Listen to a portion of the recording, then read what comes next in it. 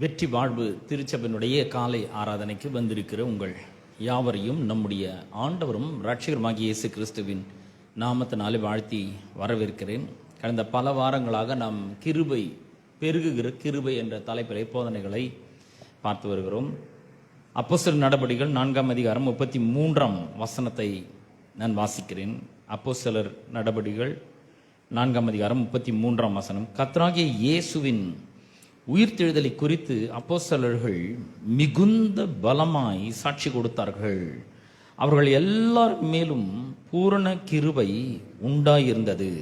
பிரியமானவர்களே, இந்த அருமையான நாளிலே நம்முடைய ஆண்டவராகிய இயேசு கிறிஸ்துவினுடைய கிருபை நம்ம எல்லார் மேலும், இந்த வேத வசனம் சொல்கிறது, எல்லார் மேலும் அவருடைய கிருபை உண்டாயிருந்தது என்று வேதத்திலே நாம் வாசிக்கிறோம். இந்த அப்போஸ்தலர் நடபடிகளை நம்ம வாசிக்கும் பொழுது முதல் அதிகாரத்தில் கர்த்தராகிய இயேசு கிறிஸ்து உயிரோடு கூட எழுந்து, மரித்தோரிலிருந்து உயிரோடு கூட எழுந்து தம்மை உயிரோடு இருக்கிறவராக எல்லாருக்கும் அவர் காண்பித்தார். கிட்டத்தட்ட 40 நாட்கள் அளவும் அவர் தம்மை உயிரோடு இருக்கிறவராக காண்பித்தார். 2ஆம் அதிகாரத்தில் பார்த்தீங்கன்னா உலக சரித்திரத்திலே மிக முக்கியத்துவம் வாய்ந்த ஒரு சம்பவம் நடைபெறுகிறது. என்னென்ன, வானத்தை கிழித்து பரிசுத்த ஆவியானவர் இறங்குகிறார். அது கூட ஒரு பெரிய கிருபை தான். பரிசுத்த ஆவியானவர் இறங்கி அங்கு உட்கார்ந்து இருந்தவர்கள் எல்லார் மேலும் பரிசுத்த ஆவியானவர் அக்கினிமயமான நாவுகள் போல, பிரிந்திருக்கும் நாவுகள் போல பரிசுத்த ஆவியானவர் இறங்குறார். இந்த பரிசுத்த ஆவியானவர் வந்த உடனே பேதுரு எழுந்து நின்று பிரசங்கம் பண்ண ஆரம்பிக்கிறார். பாருங்க, இது வரைக்கும் அவர் பிரசங்கம் பண்ணதே கிடையாது. இப்பதான் முதல் முறை எழுந்து நின்று அவர் பிரசங்கம் பண்றாரு. இது வரைக்கும் இயேசு பிரசங்கம் பண்ணாரு. இப்ப முதல்ல இந்த பரிசுத்த ஆவியானவரால் நிரப்பப்பட்ட உடனே பேதுரு எழுந்து நின்று பிரசங்கம் பண்ணுகிறார். அவர் பிரசங்கம் பண்ணும்பொழுது வார்த்தையை அவர் பிரசங்கம் பண்றார். இஸ்ரவேலரே கேளுங்கள் அப்படின்னு சொல்லி அவர் பிரசங்கத்தை ஆரம்பிக்கிறார். பாருங்க, பிரசங்கத்தை ஆரம்பிச்சா கிட்டத்தட்ட வசனத்தை கேட்டவர்கள் 3000 பேர் ரட்சிக்கப்படுகிறார்கள். மிகப்பெரிய ஒரு எழுப்புதல் அந்த பட்டணத்தில் உண்டாக ஆரம்பிக்கிறது. பாருங்கள், திடீர்னு இப்போ நம்ம வாழ்ந்து கொண்டு இருக்கிற காலகட்டத்தில் இயேசு இருக்கிறாருன்னு வச்சுக்கோங்க. இயேசு வாழ்ந்துட்டே இருக்கிறார். திடீர்னு அவரை சிலுவையில் அறையிறாங்க. ஊரெல்லாம் ஒரே கலகம். அவரை சிலுவையில் தெருவா இழுத்துன்னு போயிட்டு சிலுவை சுமந்துன்னு அவர் போறாரு. போய் கல்வாரி சிலுவையிலே அவர் மரிக்கிறார். மரித்து அவர் அடக்கம் பண்ணப்பட்டுறார். 3ஆவது நாள் உயிரோடு கூட எழுந்துடுறாரு. அதுவே மிகப்பெரிய ஒரு பரபரப்பான செய்தியா, ட்ரெண்டிங் நியூஸா, வைரல் நியூஸா இருக்கும்.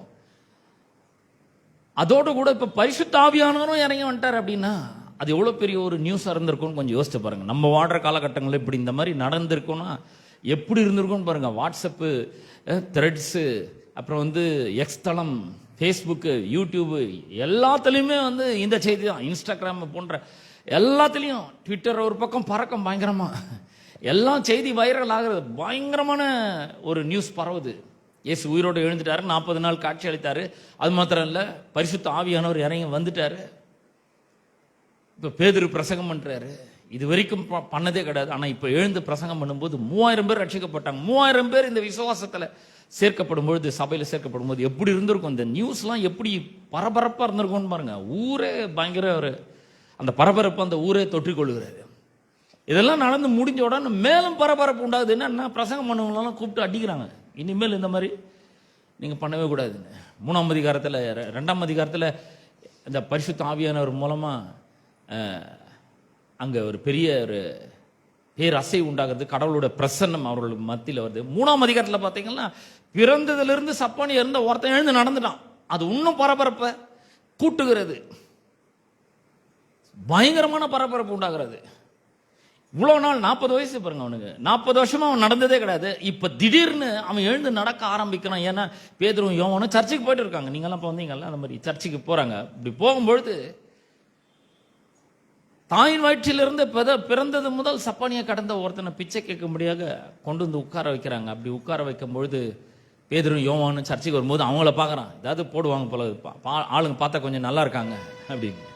ஆனால் அவங்க சொல்றாங்க, பொண்ணு வெள்ளியும் என்னிடத்தில் இல்லை, என்னிடத்தில் இருக்கிறதை நான் உனக்கு தருகிறேன். நசரேயனாகிய இயேசுவின் நாமத்தினாலே நீ எழுந்து நடன்னு சொன்னாங்க. பாருங்க, உடனே நடந்துட்டான். எவ்வளோ ஆச்சரியம் பாருங்க. உடனே எழுந்து நடந்தான். அவன் நின்று குதித்து நடந்து அவங்க கூடவே தேவாலயத்துக்குள்ள போறான். ஜனங்க எல்லாரும் பார்க்குறாங்க. ஒரே ஆச்சரியம். 3ஆம் அதிகாரத்தில் இது நடந்து முடிஞ்ச உடனே 3000 பேர் ரட்சிக்கப்பட்ட உடனே அங்கே ஒரு பெரிய கலகமே உண்டாகிறது.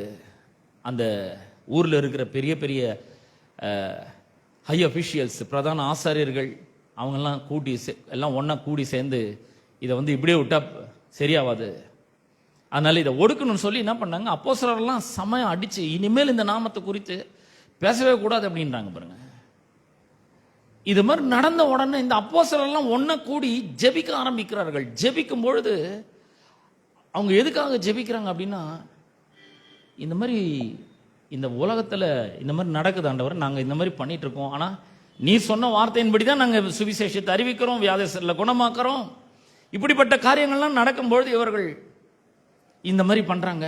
2ஆம் சங்கீதத்தில் நீ சொல்லி இருக்கிறீர்களே, ஜாதிகள் கொந்தளித்து ஜனங்கள் விருதா காரியத்தை சிந்திப்பானேன், ஆண்டவர் அவர்களை பார்த்து இகழ்வார்னு சொல்லி இருக்குது. இப்ப பாருங்க, உம்முடைய பரிசுத்த பிள்ளையாக இயேசுவின் நாமத்தினால இவ்வளவு அற்புதங்கள்லாம் செஞ்சு எங்க மூலமா, ஆனா இப்ப இவங்க இந்த வசனத்தை, வேத வசனத்தை பேசக்கூடாதுன்னு தடை செய்யறாங்க அப்படின்னு சொன்ன உடனே இதுக்கு எங்களுக்கு, ஆனா இப்படி இதுக்கு பயந்து நாங்க அப்படியே உள்ளவே இருந்துடக்கூடாது, நாங்க வெளியே புறப்பட்டு போய் தைரியமா இந்த வசனத்தை பேசுறதுக்கு எங்களுக்கு தைரியத்தை கொடுங்க அப்படின்னு ஜெபம் பண்ணினே இருக்காங்க. ஜெபம் பண்ணினே இருக்கும்போது ஒரு பெரிய பூமி அதிர்ச்சி, அவர்கள் கூடி இருந்த இடமெல்லாம் அசைக்கிறது. எப்படி இருந்திருக்கும்னு பாருங்க. அதெல்லாம் வாசிக்கும் பொழுதே அப்படியே உடம்புலாம் சிலுக்குது. அந்த அளவுக்கு ரொம்ப பரபரப்பான காரியங்கள் நடக்க ஆரம்பிக்கிறது. கூடியிருந்த இடம் அசைக்கிறது. மறுபடியும் அவர்கள் எல்லாரும் பரிசுத்த ஆவியானவரால் நிரப்பப்பட்டு தேவ வசனத்தை தைரியமாய் பேசினார்கள். பாருங்க, கடவுளுடைய வார்த்தையை அவர்கள் தைரியமாய் பேச ஆரம்பித்தார்கள். 31ஆம் வசனத்தை வாசிக்கிறேன். 4 அப்போஸ்தலர் 4:31 வசனத்தை. அவர்கள் ஜெபம் பண்ணின பொழுது அவர்கள் கூடியிருந்த இடம் அசைந்தது. அவர்கள் எல்லாரும் பரிசுத்த ஆவியினால் நிரப்பப்பட்டு தேவ வசனத்தை தைரியமாய் சொன்னார்கள். தைரியத்துக்காக ஜெபம் பண்ணாங்க. தைரியம் உடனே வந்துடுச்சு. இந்த கிருபைன்னு சொல்லும் பொழுதே அதனுடைய ஒரு அர்த்தம் என்ன? தைரியம் தான், பயம் இல்லை, தைரியம். வாழ்க்கையில் நமக்கு நிறைய காரியங்களை குறித்து பயம் இருக்கு. வாழ்க்கை ஒழுங்கா போகுமா, எதிர்காலம் ஒழுங்கா இருக்குமா, எதிர்காலம் எப்படி இருக்க போகுதோ, வேலை எப்படி இருக்க போதோ, நிரந்தரமா இருக்குமா இல்லை நடுவுலே போயிடுமா, வருமானம் தொடர்ந்து வருமா இல்லையா, இந்த வியாபாரம் நல்லா போகுமா இல்லையா, வாழ்க்கையில முன்னேறுமா இல்லையா அப்படின்ற ஒரு பயம் உள்ள என்னைக்குமே இருக்கு. நம்முடைய வாழ்க்கை குறித்த பயங்கள் எப்பவுமே உள்ள இருக்கு பாருங்க, நிறைய இருக்கு. ஆனா கிருபை நமக்கு வரும்பொழுது இந்த பயமெல்லாம் போய் வெளியே எவ்வளவு அச்சுறுத்தல்கள் இருந்தாலும், வெளியே எவ்வளவு பயம் இருந்தாலும், வாழ்க்கை குறித்தும் நம்முடைய எதிர்காலத்தை குறித்தும் எப்பேற்பட்ட பயங்கள், கவலைகள், கலக்கங்கள் இருந்தாலும் இந்த கிருபை நமக்கு கிடைக்கும் பொழுது ஒரு பெரிய தைரியம் உண்டாக ஆரம்பிக்கிறது. இவங்களுக்கு ஒரு பெரிய பயம் நிறைந்த ஒரு சூழ்நிலை. வெளியே போனா அடிப்பேன்றாங்க, பேசினா அடி விழும் அப்படின்றாங்க. ஆனா இவங்க தைரியத்துக்காக ஜெபிக்கிறாங்க. உடனே அவர்களுக்கு தைரியம் வந்தது. அந்த இடத்துல தான் அங்க சொல்லப்பட்டிருக்கிறது, கர்த்தராகிய இயேசு கிறிஸ்துவின் உயிர்த்தெழுதலை குறித்து அப்போஸ்தலர்கள் மிகுந்த பலமாய் சாட்சி கொடுத்தார்கள். பாத்தீங்களா, அங்க ஒரு பலம், ஒரு ஸ்ட்ரென்த் கிடைக்குது, ஒரு பெரிய பவர்ஃபுல்லா அந்த இயேசு கிறிஸ்துவுடைய உயிர்த்தெழுதலை குறித்து என்ன பண்றார்கள்? அப்போஸ்தலர்கள் சாட்சி கொடுக்கிறார்கள். மிகுந்த பலமாய் சாட்சி கொடுக்கிறார்கள். அதாவது இவ்வளோ நாள் எதை செய்யக்கூடாது, செஞ்சா கொன்னுடுவோம், செஞ்சா அடிப்போம், செஞ்சா நீங்க உயிரோடவே இருக்க முடியாது, செஞ்சா உங்களை போட்டு தள்ளிடுவோம்னு சொன்னாங்களோ அந்த விஷயத்தை மிகுந்த பலமாய் சாட்சி கொடுக்கிறார்கள், தைரியமா சாட்சி கொடுக்கிறார்கள். பயம்லாம் போயிடுச்சு. இப்போ ஏன்னா மேல பரிசுத்த ஆவியானவர் இறங்கிட்டாரு, பரிசுத்த ஆவியானவரால் நிரப்பப்படுகிறார்கள். நான் சொல்றேன், உங்களுக்குள்ளும் பரிசுத்த ஆவியானவர் இருக்கிறார். எப்ப ரட்சிக்கப்பட்டீங்களோ அப்பவே அந்த பரிசுத்த ஆவியானவர் உங்களுக்குள்ள வந்திருக்கிறார். உள்ள வரும்பொழுது, அவர் வரும்பொழுது பயம்லாம் வெளியே போயிட்டோம். அவர் உள்ள வரும்பொழுது இந்த கலக்கங்கள் எல்லாம் வெளியே போகணும். அவர் உள்ள வரும்போது ஒரு பெரிய ஸ்ட்ரென்த் இருக்கணும். அது பேர் தான் கிருபை. பாருங்க, இந்த கிருபை அவர்கள் எல்லாரும் மேலும் பூரண கிருபை உண்டாயிருந்தது. ஒரு சில மொழியாக்கங்கள்ல மச் கிரேஸ் என்று சொல்லப்படுறது, வேற சில இடங்கள்ல great grace was upon them all அப்படின்னு சொல்லப்படுறது. அப்ப கிருபைனா என்ன? கிருபைனா என்னன்னா கடவுளே உள்ள வந்துடுறாரு. கடவுள் எங்க இருக்கிறாரு? அவருடைய பிரசன்னம் அங்கே இருக்கு. அப்ப கடவுளுடைய பிரசன்னத்தினால் நாம் நிரப்பப்படுறது பேர் தான் என்னது? கிருபை அப்படின்னு நம்ம பார்த்தோம் பாருங்க. கடவுளும் அவருடைய பிரசன்னமும் நம்மோட கூட என்னன்னைக்கும் தங்கிடுது, உள்ள தங்கிடுது. இது வரைக்கும் இல்லை, ஆனா இப்போ கடவுளுடைய பிரசன்னம் அவர்களுக்குள்ள வந்தாச்சு. இது வரைக்கும் கடவுள் வெளியே இருந்தாரு, இப்ப என்ன ஆச்சுன்னா உள்ள வந்துட்டார். ஒரு பெரிய வித்தியாசம் பாருங்க, பழைய ஏற்பாட்டுக்கும் புதிய ஏற்பாட்டுக்கும் ஒரு பெரிய வித்தியாசம் இருக்கு. பழைய ஏற்பாட்டுல கடவுள் வருவாரு, என்ன வேலையாவது செய்யணும்னா அதை செஞ்சு முடிக்கிறதுக்கான பலனை, ஸ்ட்ரென்த்தை, பவரை கொடுப்பாரு. அவன் ஆள் செஞ்சு முடிச்சோன்னா அவர் போயிடுவார், அவ்வளவுதான். ஆனா புதிய ஏற்பாட்டுல கதையே வேற. புதிய ஏற்பாட்டுல என்ன நடக்குதுன்னா, அவர் வாங்கிறார், என்ன பண்ணாலும் அவர் போக மாட்டார். உங்களுக்கும் எனக்கும் கொடுக்கப்பட்டிருது. நான் சொல்றேன், அந்த பரிசுத்த ஆவியானவர் உள்ளே வந்து தங்கிடுறாரு பாருங்க. அப்படி தங்கும் பொழுது நமக்குள்ள என்ன நடந்திருக்குதுன்றதை தான் நம்ம ரொம்ப அதிகமாக கவனிக்க வேண்டும். அவர்கள் எல்லார் மேலும் பூரண கிருபை உண்டா இருந்ததுன்னா என்ன அர்த்தம்? கடவுளுடைய பிரசன்னம் பரிபூரணமா உள்ள வந்து தங்கியாச்சு. அப்படின்னா என்னாச்சு? கடவுளுடைய கிருபைன்னு என்ன? கடவுளுடைய பிரசன்னம். ஞாபகம் இருக்கா? யாத்திரா 33ஆம் அதிகாரத்தில் மோசே சொல்றாரு. யாத்திரா 33ஆம் அதிகாரத்தில் மோசே கர்த்தரை பார்த்து சொல்றாரு, 13ஆம் வசனத்திலிருந்து, உம்முடைய கண்களில் இப்பொழுது எனக்கு கிருபை கிடைத்ததனால் நான் உம்மை அறிவதற்கும், உம்முடைய கண்களில் எனக்கு கிருபை கிடைப்பதற்கும் உம்முடைய வழியை எனக்கு அறிவியும். இந்த ஜாதி உம்முடைய ஜனம் என்று நினைத்தருளும் என்றான். கிருபைன்னு என்ன? கடவுளுடைய கண்களில் ஒரு பெரிய தயவு கிடைக்கிறது, அப்புறம் அவரை அறிந்து கொள்றது, அவருடைய பிரசன்னம் கூடவே இருக்கிறது, அவருடைய வழியை தேவன் நமக்கு அறிவிக்கிறார். அதுக்கு அவர் சொல்றாரு 14ஆம் வசனத்துல, என் சமூகம் உனக்கு முன்பாக செல்லும், நான் உனக்கு இளைப்பாறுதல் தருவேன். கிருபைன்னு என்ன? நமக்கு ஒரு பெரிய சமாதானம் வருது, நம்ம வாழ்க்கையில நமக்கு ஒரு பெரிய ஒரு ரெஸ்ட் கிடைக்குது. அவர் சொல்றாரு, என் கண்ணில் உனக்கு கிருபை கிடைச்சது அப்படின்றார். 15ஆம் வசனத்துல வாசிக்கிறோம். அப்பொழுது அவரை நோக்கி உம்முடைய சமூகம் என்னோட கூட செல்லாமற் போனால், உம்முடைய பிரசன்னம் என் கூட வரலனா, நீர் என் கூட வரலனா, எங்களை இவ்விடத்திலிருந்து கொண்டு போகாது. பாருங்க எவ்வளவு முக்கியமான ஒரு காரியம். வந்து இஸ்ரவேலினுடைய மிகப்பெரிய ஒரு தலைவன், ஸ்ட்ராங் லீடர். அவன் சொல்றான், என்னால முடியாதுங்க, நீங்க வந்தா நான் இந்த ஜனங்களை கூட்டின்னு போறேன், நீங்க வரலனா நான் என்ன பண்ண மாட்டேன், போகவே மாட்டேன் அப்படின்றான். பாருங்க அவனுக்கு என்ன, அவனுக்கு எல்லாமே இருந்ததுங்க. இவனை பத்தி அப்போஸ்தலர் நடபடிகளில் நம்ம வாசிக்கிறோம் பாருங்க. இவன் வந்து ஒன்றும் தெரியாத ஆளெல்லாம் ஒன்றும் கிடையாது. இவன் எப்பேற்பட்ட ஒரு ஆளு. இவன் சொல்றான் பாருங்க, முடிய சமூகம், முடிய பிரசன்னம் என் கூட வரலன்னா நாங்கள் இந்த இடத்த விட்டு நகர மாட்டோம், ஒரு இன்ச்சு கூட நகரவே மாட்டேன், நீங்க எனக்கு வழி காட்டுங்க. ஏன்னா உங்களுடைய வழியை போதிக்கிறதுக்கு கிருபை வேணும்னு சொன்னல, உங்களுடைய வழி வேணும். எனக்கு 1000 வழி தெரியலாம், ஆனா உங்களுடைய வழியை அறிந்து கொள்றதுக்கு நான் விருப்பமா இருக்கிறேன். நான் சொல்றேன், மோசே வந்து அந்த அளவு ஒன்றும் மக்கு சாம்பிராணியெல்லாம் ஒன்றும் கிடையாது. அப்போஸ்தலர் 7ஆம் அதிகாரத்தில் 22ஆம் வசனத்துல மோசேனுடைய ஸ்கில்ஸ் பத்தி சொல்லப்பட்டிருக்கு பாருங்க. நான் வாசிக்கிறேன். மோசே எகிப்தியருடைய சகல சாஸ்திரங்களிலும் கற்பிக்கப்பட்டு, சாஸ்திரம்னா இன்னைக்கு பார்க்குற கைரேக கிளி ஜோசம் அந்த மாதிரி கிடையாதுங்க. சாஸ்திரங்கள்னா அந்த காலத்தில் இருந்த எல்லா ஃபேமஸ் புக்ஸையும் அவன் கரைச்சி குடிச்சிருந்தான் பாருங்க. நம்ம இங்க உலக பிரகாரமா எடுத்துக்கினீங்கன்னா, ஒரு சாதாரண ஒரு மனுஷன் ஒரு கூலி வேலை செய்யறான்னு வச்சுங்க, அவங்க பிள்ளைங்களே நல்ல கான்வென்ட்ல சேர்த்து படிக்க வைக்கிறாங்க. அப்பா அம்மா கூலி வேலை தான் செய்வாங்க, ஆனா அவங்கள நல்ல பள்ளிக்கூடத்தில் சேர்த்து படிக்க வைக்கிறாங்க. ஏன்? நான் படிக்கல, என் பிள்ளை நல்லா படிக்கணும். ஆனா மோசே யாருன்னா ராஜாவுடைய பிள்ளை, அரண்மனையில் வளர்றான்னா அவனை எப்படி படிக்க வச்சிருப்பாங்கன்னு பாருங்க. மோசே எகிப்தியருடைய சகல சாஸ்திரங்களிலும் கற்பிக்கப்பட்டு வாக்கிலும் செய்கையிலும் வல்லவனானான். பேசுனா எவனும் எதிர்த்து நிற்க முடியாது, அதே மாதிரி அவனுக்கு ஆப்போசிட்டா எவனும் எழும்பவே முடியாது. அந்த அளவுக்கு ரொம்ப பெரிய ஒரு பலசாலி, ஒரு பெரிய பவர்ஃபுல் மேன், ஒரு அதிகாரம் நிறைந்த ஒருவன். அப்படிப்பட்டவன்னா கர்த்தர் பார்த்து இந்த யாத்திரா 33ஆம் அதிகாரத்தில் சொல்றான், நீங்க வரலன்னா, உங்களுடைய பிரசனம் வரலன்னா நான் இங்கிருந்து கிளம்பவே மாட்டேன், உங்களுடைய வழி வேணும் எனக்கு. இவன் யாருன்னா எல்லாமே தெரிஞ்சவன். அவன் என்ன பண்றான், அவன் தன்னுடைய எல்லா ஸ்கில்ஸையும் சப்மிட் பண்றான் ஆண்டவர்கிட்ட. ஆண்டவர், உம்முடைய கிருபை தான் என்ன வாழ்க்கையில உயர்த்த போகுது, உம்முடைய கிருபை தான் இந்த மக்களை வழி நடத்துவதற்கு எனக்கு தெய்வீக ஞானத்தை கொடுக்க போகுது, உம்முடைய தயவு தான் எந்த சூழ்நிலையில, கடினமான சூழ்நிலையில என்ன செய்ய வேண்டும் என்பதை எனக்கு போதிக்க போகுது. என் வழி இல்லை ஆண்டவர், உம்முடைய வழியை நான் தெரிந்து கொள்றேன் அப்படின்னு சொல்லி சரண்டர் பண்றான் பாருங்க. நீங்களும் நானும் கூட அப்படிதான் இருக்கணும். இந்த உலகத்தில் நாம் வாழும்பொழுது நம்முடைய கல்வி அறிவு, நம்முடைய பதவி, நம்முடைய பட்டம், நம்முடைய திறமை, நம்முடைய தாளந்து, இதை நம்பி எனக்கு தெரியாதாங்க, என்னுடைய எக்ஸ்பீரியன்ஸ் என்னன்னு தெரியுமா உங்களுக்கு, நான் எவ்வளவு பேரை பார்த்துருக்கேன், அதெல்லாம் ஒன்றும் வேலை ஆகாதுங்க.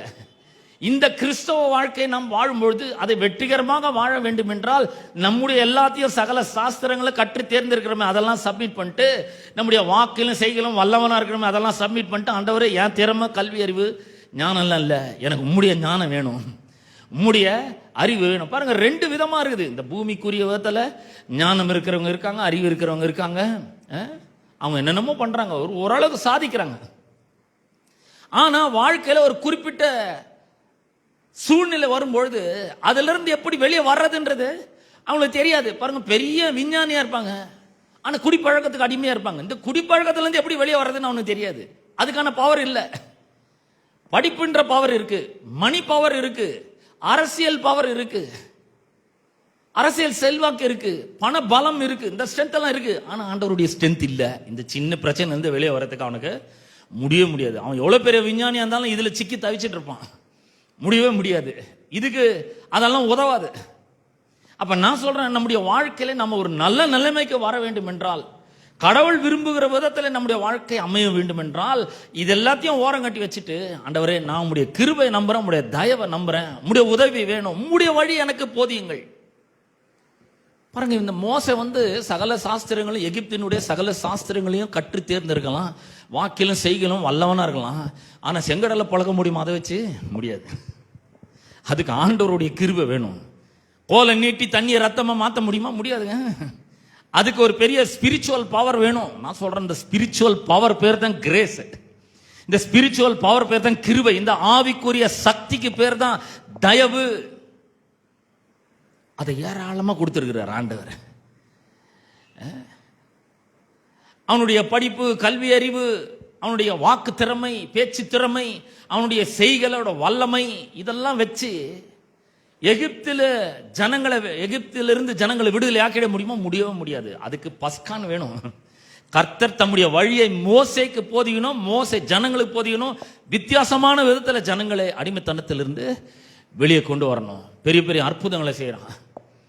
சரி, வெறும் அது மட்டும்னா பரவாயில்ல, வனாந்தரத்துல நடத்தின்னு வரணும். செங்கடலை பலந்து வரும்பொழுது சூர் வனாந்தரம் வருது.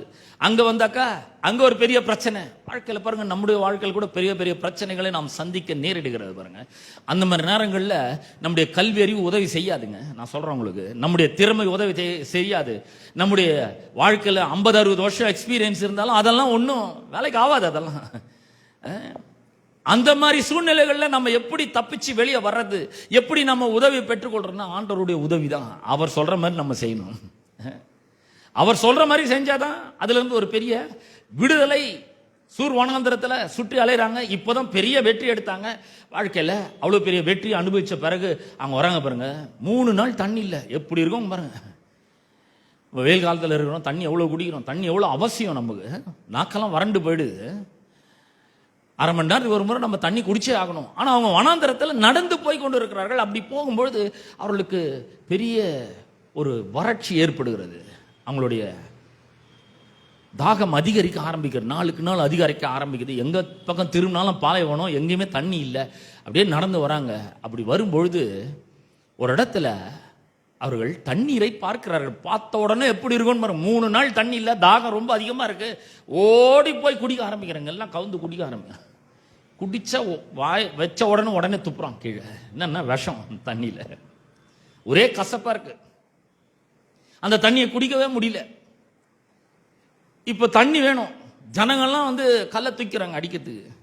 எகிப்துல எல்லாம் கல்ற இல்லைன்னு இங்க கூட்டினு தண்ணி இல்லாம சாகடிக்கிறியா நீ அப்படின்னு. யாத்திராகமம் 15ஆம் அதிகாரத்துல 23ஆம் வசனத்தை வாசிக்கிறேன், 22 வாசிக்கிறேன். பின்பு மோசே இஸ்ரவேல் ஜனங்களை சிவந்த சமுத்திரத்திலிருந்து பிரயாணப்படுத்தினான். அவர்கள் சூர் வனாந்தரத்துக்கு புறப்பட்டு போய் 3 நாள் வனாந்தரத்தில் தண்ணீர் கிடையாமல் நடந்தார்கள். அவர்கள் மாராவில வந்தபோது மாராவின் தண்ணீர் கசப்பாய் இருந்ததினால் அதை குடிக்க அவர்களுக்கு கூடாது இருந்தது. அதனால் அவ்விடத்திற்கு மாறா என்று பெயரிடப்பட்டது. அப்பொழுது ஜனங்கள் மோசேக்கு விரோதமாய் முறுமுறுத்து, என்னத்தை குடிப்போம் என்றார்கள். என்னத்தை குடிப்போம் ஞாபகம் இருக்கா? இது அங்க ஒரு வனாந்தரத்தில் நடக்குது. மோசே ஒரு தலைவன், இஸ்ரவேல் ஜனங்கள் 20 லட்சம் மக்கள் இருக்கிறாங்க. அவங்களுக்கு தண்ணி வேணும். மோசே தான் ப்ரொவைடர்னு அவனை பார்த்து கேட்குறாங்க. இப்போ இது வந்து ஒரு சின்ன விதத்தில் பார்க்கும்பொழுது இன்னைக்கு நம்ம தான் குடும்ப தலைவர்னு வச்சுக்கோங்க. குடும்ப தலைவர்னு தான் இன்னைக்கு ஆண் தான் இருக்கணும்னு அவசியம் இல்லை. பிரெட் வின்னர் இன்னைக்கு பெண்கள் கூட இருக்காங்க. பெண்கள் ஒரு வியாபாரத்தை செய்கிறாங்க, தொழிலை செய்கிறாங்க. ஆண்கள் எல்லாத்தையும் செஞ்சு முயற்சி பண்ணி தோல்வி அடைஞ்சு அவங்க உட்காரும் பொழுது பெண்கள் என்ன பண்ணுறாங்க, தலை எடுக்க ஆரம்பிக்கிறாங்க. நிறைய பெண்கள் இன்னைக்கு பார்த்துங்க ஆண்டர்பிரனர்லாம் நிறைய பேர் இருக்காங்க. அவங்க சும்மா லேசாக ஆரம்பிக்கலாம். ஆனால் நான் சொல்கிற கடவுளுடைய கிருபையும் தயவும் இருக்கும்பொழுது அவங்க மிகப்பெரிய உச்சங்களுக்கு நிச்சயமாக வர முடியும். இன்னைக்கு ஒருவேளை அந்த மாதிரி இருக்கலாம், சும்மா சாதாரணமாக மாதிரி இருக்கலாம். ஆனால் அவங்க பெரிய உச்சங்களுக்கு வந்துடலாம் பாருங்க. அதுதான் அவங்க சொல்லிட்டு இருக்காங்க. இதில் வந்து கடவுளுடைய வழி வேணும். அவர் என்ன சொல்றாரு பாருங்க, ஜனங்களுக்கு விரோதமாக முறுமுறுக்கிறாங்க, நத்த குடிப்போம். நம்ம வீட்டை எடுத்துப்போம். வீட்டை எடுத்துக்கணும்னா அப்பாவோ அம்மாவோ அம்மாட்டியோ அப்பாட்டியோ வந்து என்ன பண்ணுறாங்க, பிள்ளைங்க கேட்குறாங்க. அவங்க சொல்கிறாங்க, எங்கள் காலேஜில் ஒரு பையன் இருக்கிறான், அவங்க அப்பா அம்மா எப்படி ட்ரெஸ் வாங்கி கொடுக்குறாங்க தெரியுமா, ஃபோன் என்ன ஃபோன் வச்சுன்னு இருக்கான் தெரியுமா, ஐஃபோன் வச்சுன்னு இருக்கிறான், நீங்கள் என்ன ஃபோன் வச்சு வாங்கி கொடுத்துருக்கீங்கன்னு பாருங்கள். இதெல்லாம் தாங்க இது அங்கே அங்கே நடக்கிறது தான் இங்கே நம்ம வீட்லேயும் நடக்குது. ஒரு ஃபோன் வாங்கி கொடுக்க முடியுதா உங்களால்? என்னை எதுக்கு பெத்திங்க அப்படிலாம் கேட்குறாங்க. இப்போல்லாம் வந்து ரொம்ப உஷாராயிட்டாங்க பசங்க. முன்னெல்லாம் இது மாதிரிலாம் பேசினாவே ஒரு சும்மா ஒரு பேனை கட்ட அடி உழ தம்மு டும் பேனை கேட்குற வாங்கி கொடுத்தாலும் என்ன பண்ணுறாங்க, ஓடு ஸ்கூலுக்குன்னு. ஆனால் இப்போ வந்து பிள்ளைங்க ரொம்ப உஷாராயிட்டாங்க. என்ன எதுக்கு பெத்திங்க, உங்களால் ப்ரொவைட் பண்ண முடியலைன்னா என்ன எதுக்கு பெத்திங்கன்னு கேட்குறாங்க. அதே மாதிரி தான் இங்கே கேட்குறாங்க, எதுக்கியா நாங்கள் அங்கே சும்மா வேலை செஞ்சுட்டு எகிப்தில் எத்தையோ அங்கே சாப்பிட்டுன்னு இருந்தோமே, என்ன எங்களெல்லாம் எதுக்கு கூப்பிட்டு வந்த, இங்கே சாக்கடைத்தியா தண்ணி இல்லை, இப்போ நாங்கள் என்னத்தை குடிக்கிறது அப்படி கேட்குறாங்க. இன்னைக்கு வீட்லேயும் நடக்குது. ஒரு மாதம் சம்பளம் கொடுக்காம இருந்து பாருங்க, எதுவும் பணம் கொடுக்காம இருந்து பாருங்க, மனைவி வந்து கேட்பாங்க, ஓ பணம் வேணுங்க சாப்பிடணும், என்னத்தை சாப்பிட்றது, பணம் வேணும்னு கேட்பாங்க. இது ரொம்ப அத்தியாவசியம் பாருங்க. இன்னைக்கு அங்கே அவங்களுக்கு வந்து தண்ணி, இன்னைக்கு நமக்கு வந்து என்ன பண்ணுறது, பணம். அதுவும் வந்து எப்படி ஒன்றும் ஆகும்னு கேட்காதீங்க. பணத்தை எப்படி செலவு பண்ணுறோன்றீங்க, பணத்தை எப்படிங்க செலவு பண்ணுறோன்னு சொல்கிறோம், பணத்தை தண்ணி மாதிரி செலவு பண்ணுறாங்கன்னு சொல்கிறோமா இல்லையா? அதே தான் இதுவும். பணம் தேவை. நாங்கள் என்னத்தை சாப்பிட்றது, என்னத்தை உடுத்துறது, என்னத்தை குடிக்கிறது, இதே தான் கேட்டாங்க பாருங்க. விரோதமாக முறுமுறுக்கிறார்கள். தண்ணி மட்டும் இல்லைன்னா சாக அடிச்சிருக்கின்ற. உடனே என்ன பண்ணுறான், அவனுடைய திறமையை போய் கேட்கல, நம்ம எகிப்தின் சாஸ்திரங்களை படிச்சு தேர்ந்தோமே, அதுலேருந்து ஏதாவது கிடைக்குதா, இந்த கசப்பான தண்ணியை நல்ல தண்ணியா மாத்துறதுக்கு ஏதாவது ஐடியா இருக்காதா அப்படின்னா அதை யோசிக்கல. அவனுடைய பேச்சு திறமையினால அவன் சமாளிக்கல, வாக்கு வல்லவனால அதை ஒன்றும் சமாளிக்கல. அவன் வந்து கர்த்தரை நோக்கி கூப்பிட்டான். ஏன் அவர் சொல்லிட்டார், நான் உன் கூட வரேன், என் கண்ணில் உனக்கு கிருபை கிடைச்சிருக்கு, என் பிரசன்னம் உன்னோட கூட வருது. நான் சொல்றேன், வாழ்க்கையில சில பிரச்சனைகள், சில கடுமையான சூழ்நிலைகள் நமக்கு வரும்பொழுது நம்ம வந்து நம்முடைய படிப்பறிவு, நம்முடைய அனுபவம், நம்முடைய கல்வி அறிவு, நம்முடைய செல்வாக்கு இதை நோக்கி பார்க்க கூடாதுங்க. எனக்கு அவரை தெரியும் இவரை தெரியும் வந்து இவரை தெரியும்னு சொல்றது தான் ரொம்ப நல்லது. இவர் சொல்றாரு, வா நான் உனக்கு போதிக்கிறேன். சங்கீதங்கள்லாம் வாஸ்தவம். என் கற்பனைகளை கவனித்தாயானால் நலமார், நான் சொல்றதை கேட்ட கொஞ்சம் நல்லா இருப்பேன்றாரு. ஹலோ, அப்ப பாருங்க, இங்க கர்த்தரை நோக்கி கூப்பிட்டான். இவனுக்குன்னா ஒண்ணுமே செய்ய முடியாதா? இவனுக்கு எல்லா சாஸ்திரமும் தெரியும், எகிப்தினுடைய புக்ஸ் எல்லாம் நல்லா கரைச்சி குடிச்சுக்கிறான், நல்ல திறமை இருக்கு, நல்ல படிப்பறிவு இருக்கு, நல்ல செல்வாக்கு இருக்கு, இவன் நினைச்சா எது வேணா பண்ணிருக்கலாம். ஆனா கர்த்தரை நோக்கி கூப்பிட்டான். நாம கூட பாருங்க, அப்படிப்பட்ட நேரங்களில் கர்த்தரை நோக்கி கூப்பிடுகிறவர்களாக இருக்க வேண்டும். ஆமென். கர்த்தர்ட்ட போனோம், அவர் வழியை சொல்லுவார் கண்டிப்பா. அவர் என்ன சொல்றாரு பாருங்க, இந்த தண்ணிய கசப்பா இருக்கு, விஷமா இருக்கு, இதை குடிக்கிற மாதிரி தண்ணியா மாத்தணும். என்ன பண்ணணும்? சரிப்பா, 1 கிலோ ப்ளீச்சிங் பவுடர் வாங்கி போடுனாரா? இல்ல. அவர் சொல்றாரு, அப்பொழுது கர்த்தர் மோசேக்கு ஒரு மரத்தை காண்பித்தார், அதை அவன் தண்ணீரில் போட்டான். போட்ட உடனே அது மதுரமான தண்ணீர் ஆயிற்று. அவர் அங்கே அவர்களுக்கு ஒரு நியமத்தையும் ஒரு நியாயத்தையும் கட்டளையிட்டு அங்கே அவர்களை சோதித்து, நானே உன் பரிகாரியாகிய கர்த்தர் என்றார். பாருங்க, அவர் வழியை காமிக்கிறார். அவரை நோக்கி கூப்பிடும்பொழுது அவர் வழியை காண்பிக்கிறாரு. நம்ம என்ன பண்றல, நோக்கி கூப்பிடுறதே கிடையாது, அவரை பார்க்கறதே கிடையாது. கிருபைன்றது வந்து இது ஒரு பெரிய ஆவிக்குரிய சக்தி. பாருங்க, உள்ள வந்திருக்கிறார், அவருடைய பிரசன்னம் அதனால நம்மளை நிறைச்சிருக்கிறார். உள்ள அவருடைய வல்லமை இருக்கு, அவருடைய தெய்வீக ஞானம் இருக்கு, அவருடைய தெய்வீக வல்லமை இருக்கு. அவர் உள்ள வந்திருக்கிறாரு, அவர் தான் எல்லாமா நமக்கு இருக்கிறாரு. இதெல்லாம் வச்சு நம்ம மண்டையை போட்டு உடைச்சிக்கிறோம். ஒரு சின்ன பிரச்சனையில இருந்து கூட நம்மளால வெளியே வரவே முடியறதில்லை. ஏன்னா இந்த பிரச்சனையை நம்மளே சால்வ் பண்ண பார்க்கிறோம். அப்படி இல்லைன்னா சால்வ் பண்ண முடியாத இன்னொருத்தர்கிட்ட போய் சொல்ல ஆரம்பிக்கிறோம். இல்லைங்க, இவர் சொல்றாரு, ஒரு மரத்தை காண்பிக்கிறாரு, அதை தண்ணியில போட்ட உடனே அது மதுரை. இது எங்கேயாவது ஒரு லாஜிக் இருக்கா பாருங்க. ஏதாவது ஒரு அறிவுபூர்வமான விஷயம் இருக்கா? ஒரு போட்டா கசப்பு போகுமா? போகாது. அங்க தண்ணி கிடைத்தது. எவ்வளவு பெரிய ஒரு அற்புதத்தை அவர் செய்யறாருன்னு பாருங்க. நான் சொல்றேன், இன்னைக்கு வாழ்க்கையில உங்களுக்கு எப்படிப்பட்ட பிரச்சனை இருந்தாலும் சரி, இது பாத்தீங்கன்னா உயிரே போற பிரச்சனை. தண்ணியில்னா காலி, ஒவ்வொருத்தரா செத்து மடி ஆரம்பிப்பாங்க, அவ்வளவுதான். அடுத்த நொடி மரணம். ஆனா அந்த நேரத்தில் கரெக்டா என்ன பண்றார்? கர்த்தர் தம்முடைய வழியை போதிக்கிறார். கிருபைன்றது என்ன? அவர் தம்முடைய வழியை நமக்கு தெரிய பண்றாரு. ஆண்டவரே, நான் இப்ப என்ன பண்ணணும்? இதை செய் பண்றாரு. கொஞ்ச நேரத்துக்கு முன்னாடி நம்ம கேட்டோம், ஆண்டவரே நான் பெரிய பண பிரச்சனையில் இருக்கிறேன், கடன் பிரச்சனையில் இருக்கிறேன், என்ன பண்ணணும்? இப்பதான் சொன்னோம், விதைக்கணும், அப்புறம் அறுப்புன்னு ஒன்று இருக்கு. அவரோட வழியை போதிச்சுட்டே தான் இருக்கிறாரு. நம்ம என்ன பண்ணணும்? அதை அக்செப்ட் பண்ணி அதன்படி செயல்பட ஆரம்பிக்கணும் பாருங்க. அப்ப இவர் சொல்றாரு, மரத்தை போடணும்னு. என்ன ஆண்டவரே, இந்த ப்ளீச்சிங் பவுடர் போடுனா கூட பரவாயில்ல, இல்ல குளோரின் போடுனா பரவாயில்ல, மரத்தை போட்டு என்ன ஆகுறது? எப்படி அந்த தண்ணியை குடிக்கிற மாதிரி ஆயிடும். சரி, மரத்தை போட்டுட்டு இப்ப குடின்னு சொன்னா அந்த குடிக்கிறதுக்கு விசுவாசம் வேணும் இல்லையா? இப்பதானே கொஞ்ச நேரத்துக்கு முன்னாடி கசப்பா இருந்தது. மரத்தை போட்ட உடனே எப்படி சரியாயிருக்க முடியும்? ஜனங்கள் எந்த கேள்வியும் கேட்கல, குடிச்சாங்க. அந்த தண்ணி குடிக்க உகந்த தண்ணீராக மாறிற்று. அப்ப பாருங்க, நம்முடைய வாழ்க்கையில கூட பல கசப்பான அனுபவங்கள் வருது. நிறைய கசப்பான காரியங்கள், நிறைய கசப்பு உள்ள இருக்கு. எங்க? நம்முடைய இருதயத்தில் இருக்கு. என்ன வாழ்க்கை இது? அது ஒரு பெரிய கசப்பு பாருங்க. நானும் எவ்வளோ முயற்சி பண்ணிட்டேன். உங்க முயற்சி நிறுத்துங்க. நான் எவ்வளோ முயற்சி பண்ணிட்டேங்க, ஒன்றும் நடக்க மாட்டேங்குது. எவ்வளோ நாள் தான் இப்படியே வாழ முடியும்? நீங்களே சொல்லுங்க, எப்படி தான் வாடுறது? இப்படியே போச்சுன்னா என் வாழ்க்கை என்னதான் ஆகுறது? என் எதிர்காலம் என்ன ஆகுறது? எவ்வளோ கனவுகள் இருக்கு, எவ்வளோ தரிசனங்கள் இருக்கு, உள்ள எவ்வளோ பண்ணணும்னு நினைக்கிறேன், வாழ்க்கையில முன்னேறணும்னு நினைக்கிறேன், ஒரு நல்ல நிலைமைக்கு வரணும்னு நினைக்கிறேன். அதுக்காக நான் எல்லா முயற்சிகளும் எடுக்கிறேன். கொஞ்சம் டெஸ்ட் பண்ணி பாருங்க, கர்த்தருடைய கிருபை இருக்கா? அவர் வழியை கேட்டிருக்கீங்களா? அவர்கிட்ட கேட்டிருக்கீங்களா? அப்போ அவருடைய வழியை கற்றுக்கொள்ளணும்னா இங்கே வரணும், திருச்சபைக்கு வரணும், இல்லை ஆன்லைனில் கேட்கணும், பிரசங்கத்தை கேட்கணும். அவர் அருமையான வழிகளை வச்சிருக்கிறார். எவ்வளோ அற்புதங்களை அவர் செஞ்சுக்கிறார். அவரால் செய்ய முடியாதது எதுவுமே இல்லைன்ட்டார். நம்ம நினைக்கிறோம் இந்த வேத புஸ்தகத்தில் இருக்கிறது மட்டும்தான். இல்லை, யோவான் சொல்றாரு, அவர் செஞ்ச அற்புதங்கள்லாம் எழுதினா உலகமே கொள்ளாதுங்க, உலகத்தில் இருக்கிற எல்லா புஸ்தகமும் கொள்ளாது, அந்த அளவுக்கு பண்ணியிருக்கிறார் அற்புதம். ஏதோ முக்கியமானது மட்டும் எடுத்து எழுதி வச்சிருக்காங்க, அவ்வளோதான். ஏராளமான அற்புதங்களை அவர் செய்திருக்கிறார். அவர் அற்புதங்களின் தேவனா இருக்கிறார். கிருபை அற்புதங்களை சுலபமா பெற்றுக்கொள்றதுக்கு ஒரு பெரிய வழியை வகுக்கிறதாய் கிருபை மட்டும் நம்ம மேல இருந்ததுன்னா அற்புதமான வழிகள், அற்புதங்களை ரொம்ப ஈஸியா நம்ம பெற்றுக்கொள்ள முடியும். அது பேர் தான் கிருபை. அப்ப யாத்திரா 33ஆம் அதிகாரத்துக்கு திருப்போம். அங்க சொல்றாரு 15ஆம் வசனத்துல, அப்பொழுது அவன் அவரை நோக்கி, உம்முடைய சமூகம் என்னோட கூட செல்லாமற் போனால் எங்களை இவ்விடத்திலிருந்து கொண்டு போகாதிரும், எனக்கும் உமது ஜனங்களுக்கும் உம்முடைய கண்களிலே கிருபை கிடைத்தது என்பது எதினால் அறியப்படும், நீர் எங்களோட வருவதனால் அல்லவா. அவன் சொல்றான், ஆண்டவரே நீ தயவுசெய்து என் கூட வந்துடும், நீங்க வரும்பொழுதுதான் நான் போக முடியும். உம்முடைய கண்களிலே எனக்கு கிருபை கிடைத்தது என்பதை நான் எப்படி அறிஞ்சு கொள்றது?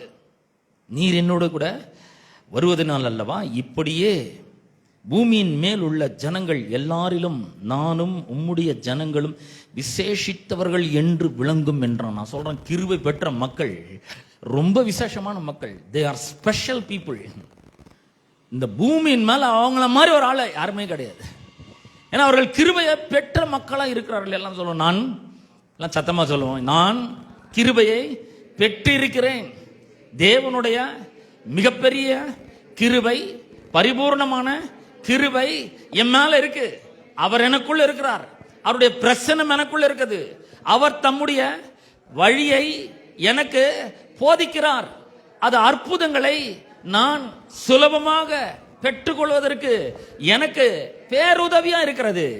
என்னுடைய திறமை, என்னுடைய தாளந்து, என்னுடைய பணபலம், என்னுடைய செல்வாக்கு, என்னுடைய அனுபவம், இதெல்லாம் நான் கீழே இறக்கி வச்சுட்டு அவருடைய கிருபையை நான் மனப்பூர்வமாக ஏற்றுக்கொள்கிறேன், நம்புகிறேன்.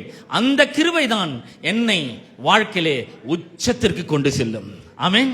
கரங்களை தட்டி நாம் தேவனை மகிமைப்படுத்தும். அவர் கிருபை இருக்கும் பொழுது பார்த்தீங்கன்னா வாழ்க்கையில் எங்கேயோ போயிடலாம். பாருங்க, இது ஒரு இடம் இல்லை, ஒவ்வொரு இடத்திலும் மோசே கர்த்தரை நோக்கி கூப்பிடுகிறார். ஒவ்வொரு முறையும் அவர் அவனுக்கு செவி கொடுக்கிறார். ஒவ்வொரு முறையும் அவருடைய வழியை அவனுக்கு போதிக்கிறார். இவன் சொல்றான், எங்க மற்ற மக்களுக்கும் இந்த கிருபை பெற்ற மக்களாகிய எங்களுக்கும் ஒரு பெரிய வித்தியாசத்தை எப்படி காண்றது? உம்முடைய கண்களில் எனக்கு கிருபை கிடைத்தது என்று எப்படி அறிவேன்? பெரிய வித்தியாசம் இருக்கணும் அப்படின்னா, நாங்க தான் ஸ்பெஷல் பீப்புள், அப்படிதான் வழங்கும் அப்படின்றான். அப்ப பாருங்க, கிருபை இருக்கும்பொழுது நமக்கு உதவிகள் தானாக வந்து கிடைக்க ஆரம்பிக்கிறது. அப்ப இந்த கிருபை பாருங்க, கிருபைன்னா என்னன்னு சொன்னேன், கிருபைன்னா ஒரு பெரிய ஸ்ட்ரென்த்னு சொன்னேன். 2 தீமோத்தேயு 2ஆம் அதிகாரம் 1ஆம் வசனத்தை வாசிங்க. 2 தீமோத்தேயு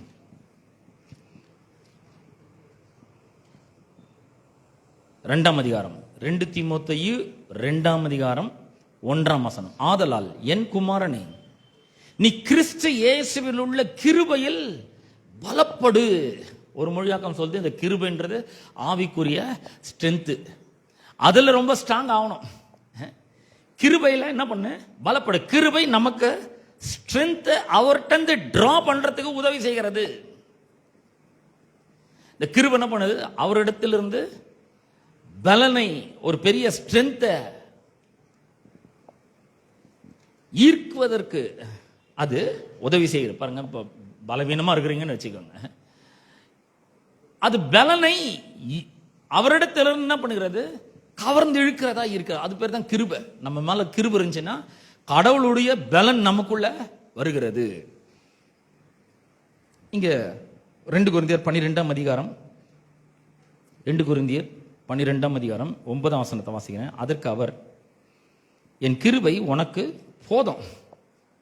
நாங்க கிருபை போதுமா, பணம் வேணுமே? இல்லைங்க, கிருபை பணத்தை கொண்டு வரும் கண்டிப்பா. கிருபை உனக்கு போதும், பலவீனத்திலே என் பலம் பூரணமாய் விளங்கும் என்றார்.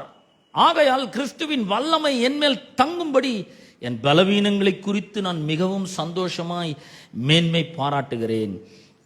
அந்தப்படி 10ஆம் வசனம், நான் பலவீனமாய் இருக்கும் போதே பலம் உள்ளவனாய் இருக்கிறேன். ஆகையால் கிறிஸ்துவின் நிமித்தம் எனக்கு வரும் பலவீனங்களிலும் நிந்தைகளிலும் நெருக்கங்களிலும் துன்பங்களிலும் இடுக்கண்களிலும் நான் பிரியப்படுகிறேன். என்னன்னா, கிறிஸ்துவின் நிமித்தம் வருகிற அந்த காரியங்கள் நிமித்தம் நான் பிரியப்படுகிறேன். அதுல நான் பிரியப்படுறேன். ஏன்னா நான் பலவீனமா இருக்கும் போதே நான் பலம் உள்ளவனா இருக்கிறேன். எங்க சொல்றாரு? இந்த ஸ்ட்ரென்த்தை சொல்லல அவரு, நல்லா கவனிங்க. இந்த ஸ்ட்ரென்த்தை சொல்ல, சரீர பலனை பற்றி சொல்லல அவரு. சரீரத்தில் பலவீனமா இருக்கும்போது நான் அந்த சரீர பலனை பெற்றுக்கொண்டேன், அது கூட தான். ஆனால் வெறும் அதை மட்டும் சொல்ல, உள்ளான மனுஷனிலே என்ன பண்ணணும், ஒரு பெரிய பலன் நமக்கு உண்டாக வேண்டும். உள்ள ரொம்ப ஸ்ட்ராங்கா இருக்கணும். சிலர் பார்த்தீங்கன்னா வெளியே ரொம்ப ரொம்ப நல்ல வெயிட்டா இருப்பாங்க ஆளுங்க, பார்த்தீங்கன்னா நம்ம புதகரமா இருப்பாங்க, நல்ல குண்டா இருப்பாங்க. ஆனா உள்ள பாத்தீங்கன்னா ஒரு சின்ன பிரச்சனையை கூட தாங்கவே முடியாது, அந்த அளவுக்கு மாறிடுவாங்க. ஏன்னா ஸ்ட்ரென்த் இருக்காது. இன்னர் ஸ்ட்ரென்த் ரொம்ப முக்கியம். அப்ப அந்த இன்னர் ஸ்ட்ரென்த் எப்படி நமக்கு கிடைக்கும், எப்படி கிடைக்கும்னு அப்போஸ்தலனாகிய பவுல் எபேசியருக்கு எழுதின நிருபத்தில் அவர் சொல்றாரு. எபேசியருக்கு எழுதின நிருபத்தில் அவர் சொல்றாரு பாருங்க, 3ஆம் அதிகாரம் 16ஆம் வசனத்துல, நீங்கள் அவருடைய ஆவியினாலே உள்ளான மனுஷனிலே வல்லமையாய் பலப்படவும். நல்லா கவனிங்க, அவருடைய ஆவியானவர் உள்ள வரும்பொழுது, நான் சொன்னேன் இல்லையா, அந்த அப்போஸ்தலர்கள் எல்லாரையும் பரிசுத்த ஆவியானவர் வந்து நிரப்பினார். அவர்கள் எல்லாரும் மேலும் பூரண கிருபை உண்டா இருந்தது. மிகுந்த பலமாய் இயேசு கிறிஸ்துவினுடைய உயிர்த்தெழுதலை குறித்து சாட்சி கொடுத்தார்கள். அப்போஸ்தலனாகிய பவுல் சொல்றாரு, நீங்கள் அவருடைய ஆவியினாலே உள்ளான மனுஷனிலே வல்லமையாய் பலப்பட வேண்டும்.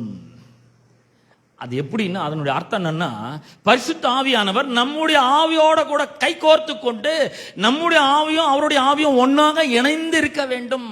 உள்ள வெளியே பார்த்தா ஒன்றும் தெரியாது, உள்ள ஆவியானவரோட ஒரு நல்ல தொடர்பு இருக்க வேண்டும். நல்ல அந்நிய பாஷையில பேசணும். அது ஒரு பெரிய அற்புதத்தை நம்முடைய வாழ்க்கையில உண்டு பண்ணுகிறதா இருக்கும். அப்ப ஆவியானவர் நாமும் ஒன்றாக இணைய வேண்டும். இந்த கடவுளுடைய வார்த்தைகளை ஆவியானவருடைய வெளிச்சத்திலே நாம் வாசித்து புரிந்து கொள்ள வேண்டும்.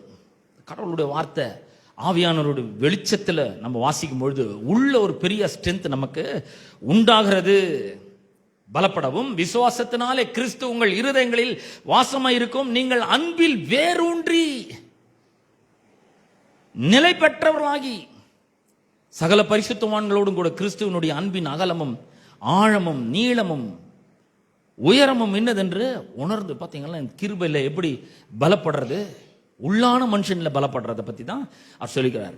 2 காரியங்கள். 1, தேவனுடைய வார்த்தையை நாம் வாசிக்கிறவர்களாக இருக்க வேண்டும். பரிசுத்த ஆவியானவரோடு நாம உறவாடுகிறவர்களாக இருக்க வேண்டும். அந்நிய பாஷையில் நல்லா பேசணும். இந்த 2 காரியங்களும் நம்ம பண்ணும்பொழுது, தொடர்ச்சியா பண்ணும்பொழுது உள்ளான மனுஷன்லே வல்லமையாய் பலப்பட முடியும். அதான் கிருபையில பலப்படுறது.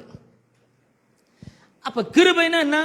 முதல்ல சொன்ன தேவனுடைய பிரசன்னம் நம்மோடு கூட இருக்குது. அப்புறம் சொன்ன அவருடைய சமாதானத்தை தான் நமக்கு தராரு. வெளியே எவ்வளவு பிரச்சனை இருந்தாலும் உள்ள சமாதானம் இருக்கு. பாத்துக்கலாம், கர்த்தர் என்னோட கூட இருக்கிறாரு, நான் தோல்வி அடைய மாட்டேன், கர்த்தர் உதவி செய்வார், கர்த்தர் என்ன வழி நடத்துவார், அவருடைய வழி எனக்கு போதிப்பார், நான் இது மேல வெற்றி பெறுவேன் அப்படின்ற ஒரு பெரிய நம்பிக்கை, விசுவாசம், தைரியம் உள்ள வர்றது. அதான் கிருபை. நமக்கு ஒரு பெரிய இளைப்பாறுதல், பதட்டமே இருக்காது. நல்லா கவனிங்க, வாழ்க்கையில் 1000 பிரச்சனை இருந்தாலும் உள்ள பதட்டம் இருக்காது. இல்ல, கர்த்தர் என்னோட கூட இருக்கிறாரு, அவர் எனக்கு உதவி செய்வார், கண்டிப்பா அவர் என் கூட தான் இருக்கிறார், அவர் என்னை விட்டு விலகவே மாட்டாரு, நான் எங்க போனாலும் அவர் என் கூடவே வராரு. காலையில எழுந்து நான் இங்க வந்திருக்கேன், அவரும் என் கூட வந்துடுறேன். ஏன்னா அவர் எனக்குள்ள இருக்கிறாரு, நீங்களும் வந்திருக்கீங்க, அவர் உங்களுக்குள்ளும் இருக்கிறாரு. இப்ப நான் பேசுறதெல்லாம் ஆமான்னு சொல்லுகிறாரு உள்ள இருந்து, எனக்கு நல்லா தெரியும்.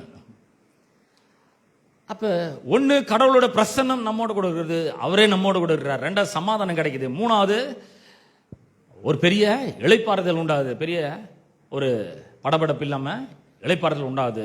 4, அவர் வழியை நமக்கு போதிக்கிறார் கிருபைனா. 5, கிருபைனா ஒரு பெரிய ஸ்ட்ரென்த், ஒரு பெரிய பலம். இங்க இல்ல, மசில் ஸ்ட்ரென்த் இல்ல, உள்ளான ஒரு பெரிய வல்லமை. உள்ளான மனுஷன்ல 2 மனுஷன் இருக்கிறான். வெளிப்புறமான மனுஷன் ஒண்ணு, இந்த வெளிப்புறமான மனுஷனை தான் நீங்க பாக்குறீங்க. உள்ளான மனுஷன் இருக்கிறான் பாருங்க. உள்ளான மனுஷன் என்ன பண்றானா, உள்ளான மனுஷன் வீக்கா இருக்கிறான்னு எப்படி கண்டுபிடிக்கிறதுனா, எல்லாத்துக்கும் பயப்பட வேண்டியது,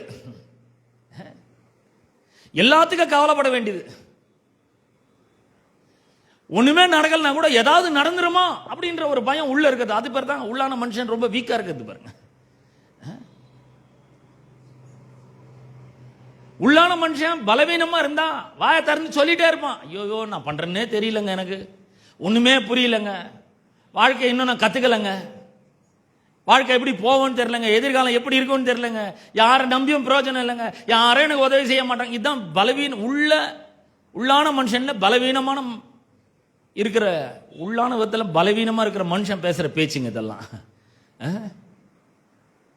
உள்ளான மனுஷன்ல பலவீனமா இருக்கிற என்ன பண்ணுவான், பொறாமப்படுவான், கெட்டவன்லாம் நல்லா இருக்கான், என்ன பாருங்க நான் ஆண்டவருக்காக வாடுறேன், சர்ச்சுக்கு வாரம் போறேன், வசனத்தை கேட்கிறேன், எக்ஸ்ட்ராவா பிரசங்கத்தெல்லாம் கூட கேட்கிறேன், என் வாழ்க்கை எப்படி இருக்குன்னு பாருங்க, எனக்கு ஒரு நல்ல கார் கூட இல்லை, எனக்கு ஒரு நல்ல சொந்த வீடு கூட இல்லை, என்ன வாழ்க்கையோ இது, ஆண்டவர் என்ன கை விட்டார் மாதிரி இருக்குதுங்க எனக்கு பார்க்கும்பொழுது.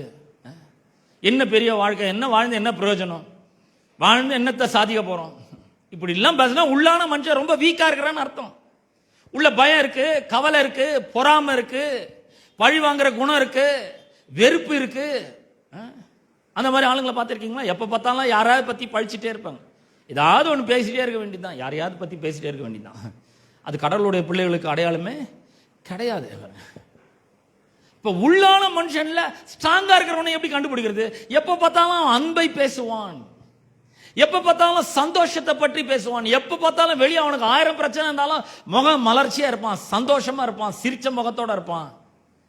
உள்ளான மனுஷன்ல வீக்கா இருக்கிறவனை பார்த்து 3 இருப்பான், எவ்வளவுதான் அவனுக்கு ஜோக் அடிச்ச கூட சிரிப்பே வராது, அவனுக்கு கொஞ்சம் கூட அவன் சிரிக்கவும் மாட்டான், கைத்தட்ட மாட்டான், வசனத்து மேல ஒரு பெரிய வாஞ்ச இருக்காது அவனுக்கு. உள்ள அந்த வசனம் போய் உணர்த்தினா கூட அவன் எந்த ஒரு முயற்சி எடுக்க மாட்டான், ஆமேன்னு சொல்றது கூட அவனுக்கு வாய் வலிக்கும். அப்படிப்பட்ட ஒரு மனுஷன் தான் உள்ளான வீக்கான ஒரு மனுஷன்.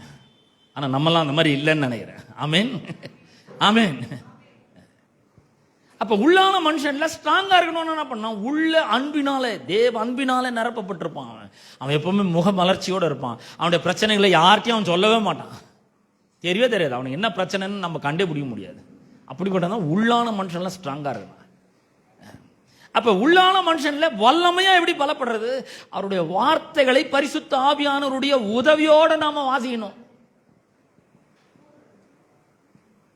அவருடைய வெளிச்சத்தில் நம்ம வாசித்து புரிந்து கொள்றதுக்கு முயற்சிகளை நாம எடுக்கிறவர்களாக இருக்க வேண்டும். அப்ப எவ்வளவு அற்புதமான ஒரு காரியம் பாருங்க. அப்ப கிருபைனா என்னது? தேவனுடைய தெய்வீக ஸ்ட்ரென்த். அதுவும் கிருபைனா அந்த தேவனுடைய டிவைன் ஸ்ட்ரென்த். யாக்கோபு 4ஆம் அதிகாரம் 6ஆம் வசனம். அவர் அதிகமான கிருபையை அளிக்கிறாரே. நல்லா கவனிங்க, அதிகமான கிருபை என்ன பண்றாரு? அவர் அளிக்கிறவராய் இருக்கிறார்.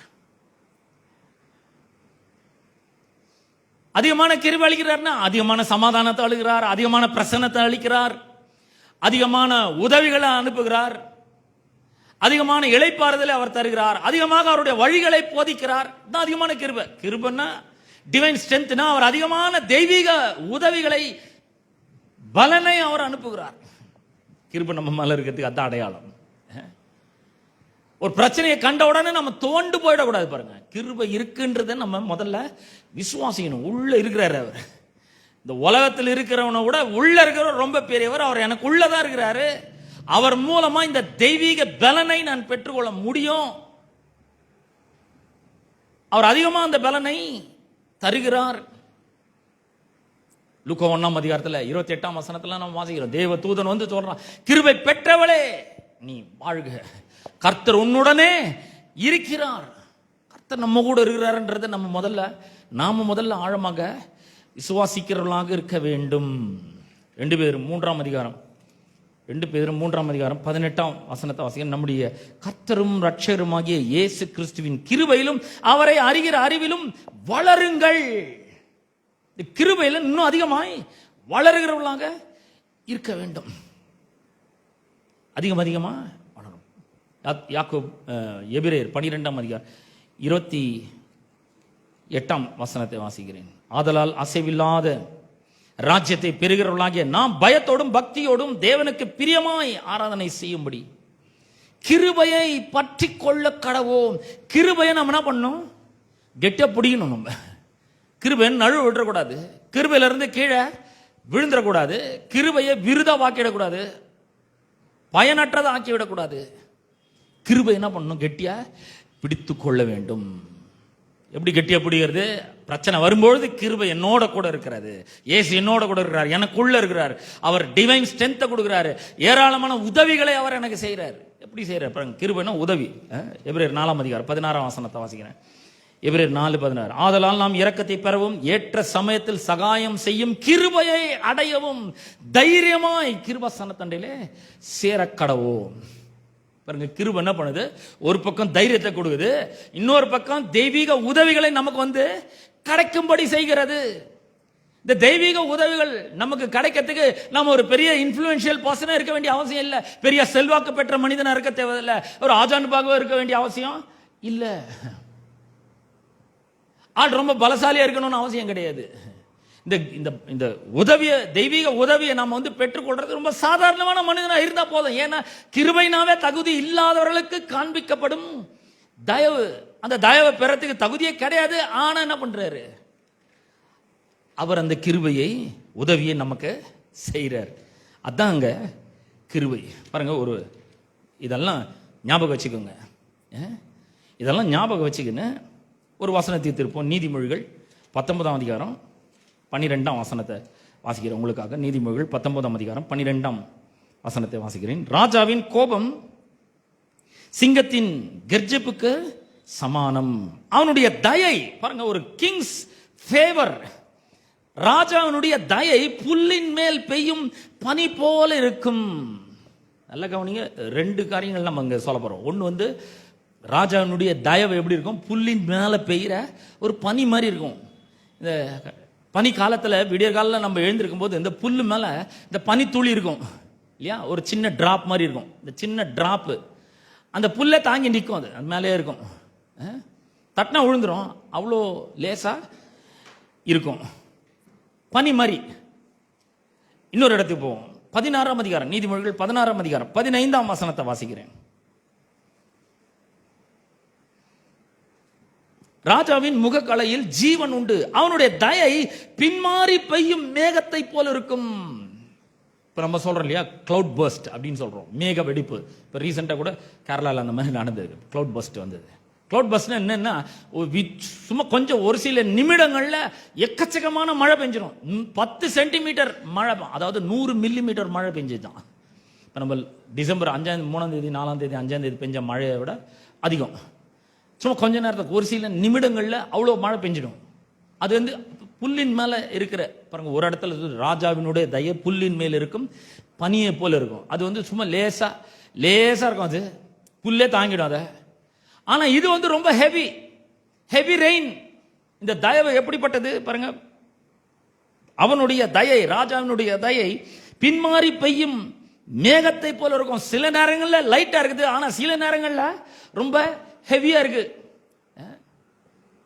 பாருங்க நம்ம ராஜாவினுடைய தயை எப்படி இருக்குது. இப்போ ஒரு ஆள் மேல ராஜாவினுடைய தயவு எப்படி இருந்ததுன்றதை நாம இங்க பார்க்க போறோம். நெகேமியாவின் புஸ்தகத்துக்கு திருப்போம். நெகேமியாவின் புஸ்தகம் 1ஆம் அதிகாரத்தை திருப்புவோம்.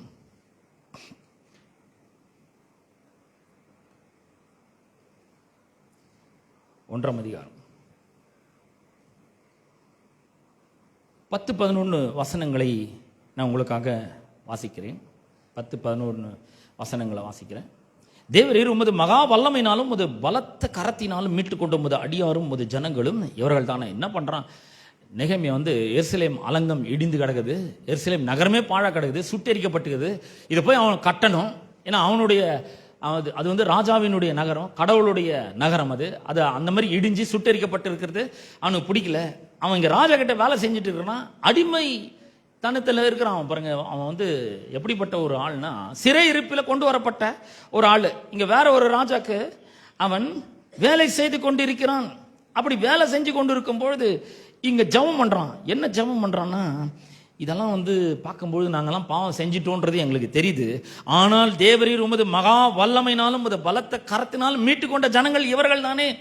ஆண்டவரே, உமது அடியானின் ஜெபத்தையும் உமது நாமத்துக்கு பயப்பட வேண்டும் என்று விரும்புகிற உமது அடியாரின் ஜெபத்தையும் உமது செவிகள் கவனித்திருப்பதாக. இன்றைக்கு உமது அடியானுக்கு காரியத்தை கைகூடி வர பண்ணி இந்த மனுஷனுக்கு முன்பாக எனக்கு இரக்கம் கிடைக்க பண்ணி அருளும் என்று பிரார்த்தித்தேன். நான் ராஜாவுக்கு பானபாத்திரக்காரனாய் இருந்தேன். ராஜாவுக்கு முன்னாடி என்ன பண்ணணும், இரக்கம் கிடைக்கணும். ராஜாவினுடைய இரக்கம்னா நான் தயவு. அந்த தயவு ஒரு சில நேரங்களில் புல்லின் மேல் பெய்யும், பனிக்கு உப்பா இருக்கும். வேற சில நேரங்களில் ரொம்ப ஹெவியா பெய்யற ரெயின் மாதிரி, மழை மாதிரி இருக்கும். இவன் ஜெபம் பண்றான், ஆண்டவரே ராஜாவோட கண்கள்ல எனக்கு தயவு கிடைக்கணும், இரக்கம் கிடைக்கணும். இப்ப நான் போய் வந்து கேட்க போறேன், லீவ் கேட்க போறேன். லீவ் மட்டும் கேட்டா போதாது, லீவ் கேட்டு வெறுங்காய எடுப்போம். அங்க என்ன பண்றது, லீவ் கேட்டா மட்டும் போதாதுங்க, லீவ் கிடைச்சா மட்டும் போதாது.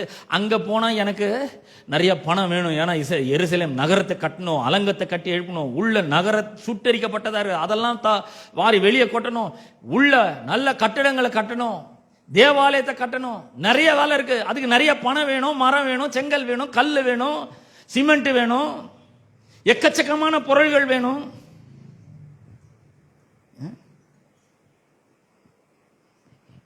அதனால இந்த காரியத்தை தேவன் எனக்கு கைகூடி வர பண்ண வேணும். ஏன்னா இந்த ராஜாக்கு அந்த எருசலேம் நகரத்தை பற்றிய முக்கியத்துவம் ஒண்ணுமே தெரியாது. எனக்கு ராஜாட்ட இறக்கம் கிடைக்கணும். ஜெபம் பண்ணனா 2ஆம் அதிகாரம் 8ஆம் வசனத்தை வாசிக்கிறேன். 2ஆம் அதிகாரம் 8ஆம் வசனத்துல என்னென்னலாம் கேட்கிறான்னு பாருங்க. 7ல வாசிக்கிறேன். பின்னும் நான் ராஜாவை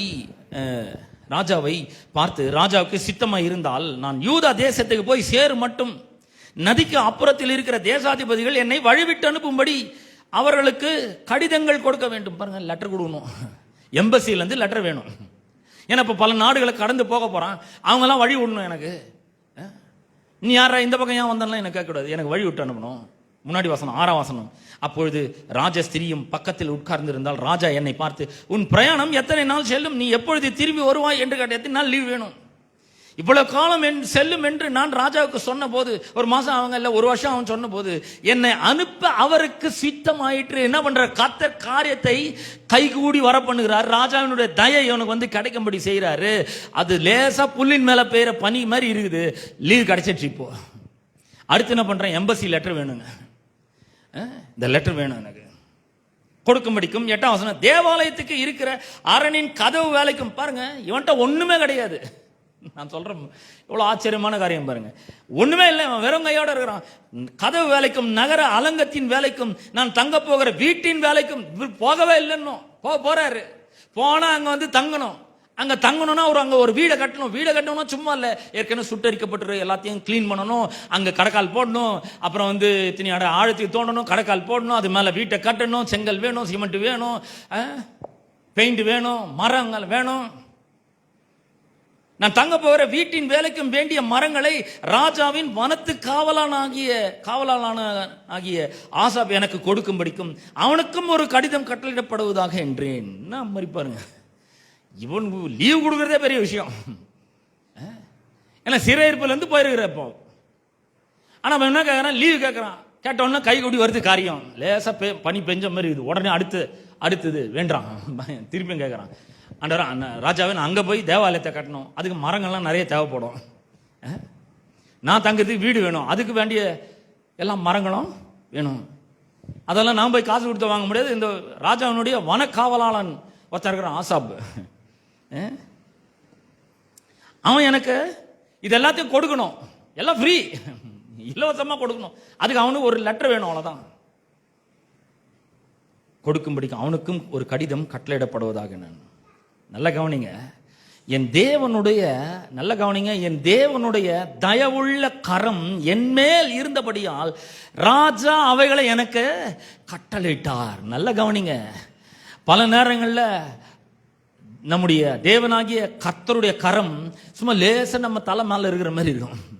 அது ஒரு பெரிய புல்லின் மேல பெய்கிற ஒரு சின்ன பனிக்கு ஒத்ததா இருக்கும். ஆனா பல நேரங்களில் தேவனுடைய கரம் நம்ம மேல பலமாய் தங்குவதை நாம் காண்கிறோம். எல்லா காரியங்களும் வாய்க்க ஆரம்பிக்கிறது. ரொம்ப நாள் நம்ம கஷ்டப்பட்டு இருந்து கொண்டிருந்த காரியங்கள் எல்லாம் இப்போ ஒரு பெரிய ஒரு விடுதலைக்குள்ளாக நாம் வருகிறோம். செஞ்சு விட முடியாத பாவங்கள்ல இருந்தாலும் ஒரு பெரிய விடுதலை கிடைக்குது. அதுதான் கிருபை. நம்ம இதுவரைக்கும் முயற்சி சென்று பல வருடங்களாக தோல்வி அடைந்திருந்த காரியங்கள் இப்ப வெற்றி உண்டாக ஆரம்பிக்கிறது. என கிருபை இருக்கிறது. ராஜாவினுடைய தயவுள்ள கரம் நெகேமியாவின் மேல இருந்ததுனால எல்லா காரியங்களும் அவனுக்கு கட்டளையிட்டான். ராஜா கொடுக்க ஆரம்பிச்சிட்டாமா. நான் சொல்றேன், ஒரு சாதாரண ராஜா இந்த மாதிரிலாம் கொடுக்க முடியும்னா, தேவனாகிய கர்த்தர் ஒரு பெரிய ராஜாவா இருக்கிற நம்முடைய வாழ்க்கையில் அவருடைய தயவுள்ள கரம் நம்ம மேல வரும்பொழுது என்ன நடக்கும்னு கொஞ்சம் யோசிச்சு பாருங்க. நான் சொல்றேன், அந்த தயவுள்ள கரம் உங்க மேல இருக்கிறது. அவருடைய கிருபையின் கரம் உங்களை தொட்டு கொண்டு இருக்கிறது. அவருடைய வல்லமை உங்களை தொட்டு கொண்டு இருக்கிறது. காரியங்கள் கைகூடி வர ஆரம்பிக்கிறது. உங்களுக்கு காரியங்கள் வாய்க்கிறது. அவருடைய உதவிகள் உங்களை தேடி வருகிறது. பிரியமானவர்களே, அவருடைய டிவைன் ஸ்ட்ரென்த் உங்களுக்கு வந்து கிடைக்க ஆரம்பிக்கிறது. இப்ப நான் சொல்றேன், இந்த காரியங்கள் நிச்சயமாய் வாய்க்கும். ஒருவேளை இவ்வளவு நாள் மிஸ் ஆயிருக்கலாம், இவ்வளவு நாள் தோல்வி அடைந்திருக்கலாம், ஆனா இப்ப தோல்வி அடைய போறது இல்ல. ஏன்னா தேவனுடைய தயவுள்ள கரம் நம்ம மேல ஸ்ட்ராங்கா இருக்கிறதுனால அவர் எல்லாவற்றையும் கொடுக்கும்படி கட்டளையிடுகிறவராக இருக்கிறார். வெற்றி உண்டாகும், நம்ம வாழ்க்கையில செழிப்பு உண்டாகும். ஏன்? தேவனுடைய தயவுள்ள கரம் ஸ்ட்ராங்கா நம்ம மேல இறங்கி இருக்கிறது. தன்னை பேர் விசுவாசிக்கிறீங்க? ஆமென். சபைக்கு வரும்பொழுது நல்ல கரங்களை உயர்த்தி ஆமென்னு சொல்லலாம், நல்ல தைரியமா சொல்லலாம். இன்னும் அப்படியே அமைதியா ரொம்ப பயபக்தியா உட்கார்ந்து இருக்கிற மாதிரிலாம் இல்லை, தைரியமா சொல்லுவோம் ஆமென். எல்லாம் கரங்களை உயர்த்தி சொல்லுவோம். தேவனுடைய தயவுள்ள கரம் என் மேல பலமாய் தங்கி இருக்கிறபடினாலே என்னுடைய வாழ்க்கையிலே காரியங்கள் கைகூடி வர ஆரம்பிக்கும். தேவனுடைய தெய்வீக பலன் எனக்கு பூரணமாய் வந்து கிடைக்கும். காரியங்கள் எனக்கு வாய்க்கும். ஹல்லேலூயா. கரங்களை தட்டல, நல்லா தேவனை மகிமைப்படுத்தும். அவருடைய தயவுள்ள கரம் மேல இருக்குதுன்றத நம்ம விசுவாசிக்க ஆரம்பிக்கணும். அப்ப தயவுள்ள கரம் நம்ம மேல இருக்குதுன்னா அது மாதிரி பேசணும். என்னங்க ஆச்சு? ஐயோ, அதை ஏங்க கேட்குறீங்க? நானே எவ்வளவோ பண்ணி பார்த்தேன், ஒன்றும் பேசாம சீப்போன்னு விட்டுலான்னு இருக்குன்னு.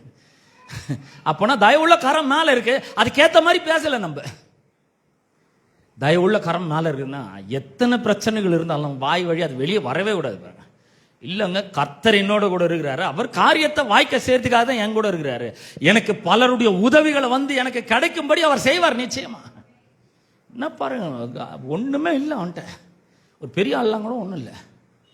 வருஷ கணக்கில் லீவு கிடைக்குது. சும்மா ஒரு நாட்டையே கட்டி எழுப்பணுன்னு சாதாரண காரியமா? சும்மா ஒரு நாள் 2 நாள் 1 மாசத்துல கட்டி முடிச்சிட முடியுமா? வருஷ கணக்கு ஆகுங்க. இப்ப ஒரு தேவாலயத்தை கட்டுறது 46 வருஷம் சென்றதுன்னு சொல்லியிருக்குது.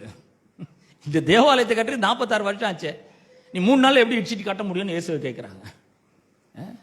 எத்தனை வருஷம் லீவு கிடைச்சிருக்கு பாருங்க. டெபுடேஷன்ல போறாரு, சம்பளத்தோட லீவு அவருக்கு. அதெல்லாம் யோசிச்சு பாருங்க கொஞ்சம். நான் சொல்றேன், கர்த்தருடைய தயவுள்ள கரம் உங்க மேல வந்து தங்கும் பொழுது நம்ம கற்பனை கூட பண்ணி பார்க்க முடியாத பல காரியங்கள் நமக்கு நடக்க ஆரம்பிக்கும். அநேக மனிதர்களுடைய தயவு நமக்கு வந்து கிடைக்க ஆரம்பிக்கும். ஒரு சமத்தப்பா, தானியேல் புஸ்தகம் 1ஆம் அதிகாரத்தை திருப்போம். நம்ம நினைக்கிறோம் யாருமே வந்து நமக்கு உதவி செய்ய மாட்டாங்கன்னு நினைக்கிறோம். இல்ல, அது தப்பு, ரொம்ப ரொம்ப தவறு. அது பிசாசினுடைய மிகப்பெரிய பொய். நமக்கு உதவி செய்யும்படியாக, நமக்கு சாதகமான காரியங்களை செய்யும்படியாக, நம்முடைய வாழ்க்கையில நம்மை உச்சத்திற்கு பெரிய ஒரு மேன்மையான நிலைக்கு தூக்கி கொண்டு வரும்படியாக தேவன் அநேக மனிதர்களை இந்த உலகத்தில் வச்சிருக்கிறார் என்பதை நாம் விசுவாசிக்க வேண்டும். அவர்களுடைய தயவு நமக்கு வந்து கிடைக்கும்படி அவர் செய்ய முடியும். தானியேல் 1ஆம் அதிகாரத்தை திரும்ப சொல்லியிருக்கேன். அவருடைய தயவு நமக்கு வந்து கிடைக்கும். எப்படின்னு பாருங்க, வெறும் தேவனுடைய கிருபை மட்டும் இல்ல, மனுஷருடைய தயவும் நமக்கு வந்து அவர் கிடைக்கும்படி செய்கிறவராய் இருக்கிறார். அது யார எவ்வளவு பெரிய ஆளா இருந்தாலும் சரி, அவங்களுடைய தயவு நமக்கு வந்து கிடைக்கும்படி செய்யறாரு. ஏன்னா அவருடைய நோக்கம்னா நம்மளுடைய வாழ்க்கையில நம்மை மேல கொண்டு வர்றதுக்கு அவர் அந்த கிருபையை காண்பிக்கிறார். அவர் கிருபையை காண்பிக்கிறது மட்டும் இல்ல, இந்த உலகத்தில் இருக்கிற மனிதர்களுடைய தயவும் நமக்கு சாதகமாக திருப்புகிறார். தானியேல் 1ஆம் அதிகாரம் 8ஆம் வசனத்தில் வாசிக்கிறேன். தானியேல் ராஜாவின் போஜனத்தினாலும் அவர் பானம் பண்ணும் திராட்சை ரசத்தினாலும் தன்னை தீட்டுப்படுத்தல் ஆகாது என்று தன் இருதயத்தில் தீர்மானம் பண்ணிக்கொண்டு தன்னை தீட்டுப்படுத்தாதபடி பிரதானிகளின் தலைவனிடத்தில் வேண்டிக் கொண்டான்.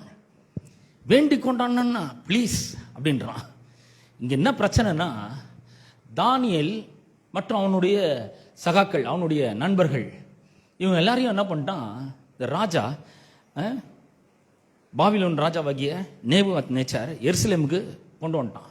கொண்டு வந்து முற்றுகை போட்டு எல்லாத்தையும் அங்கே பொருள்களாக கொண்டு வந்தது மட்டும் இல்லை, அதில் ரொம்ப கல்வி அறிவு தேர்ச்சி பெற்றவர்கள், நல்ல சிறப்பாக இருக்கிறவங்க, அழகாக இருக்கிறவங்க, துரைமார்கள், மாசுமறி இல்லாதவர்கள், அப்பழுக்கு இல்லாதவர்கள், பார்த்தாவே சும்மா பிரமாதமாக இருக்கிற ஆட்கள் எல்லாம் கூட்டு வந்துட்டான். கூட்டு வந்து அரண்மனையில் வேலை செய்யறதுக்காக வச்சிடறான். இப்போ என்ன பண்ணுறான்னா, இந்த அரண்மனையில் ராஜாவுக்கு கொடுக்குற சாப்பாடு அவங்களுக்கும் கொடுக்கணுன்ட்டு முடிவு பண்ணி அதுக்கு ஒரு ஆளை நியமித்து, ஒரு யூனுக்கு, ஒரு பிரபு ஒருத்தனை நியமித்து, ஒரு தலைவனை நியமித்து அவங்களுக்கு ராஜா சாப்பிட்ற சாப்பாட்டை கொடுக்கறதுக்கு ஏற்பாடு பண்ணிட்டான்.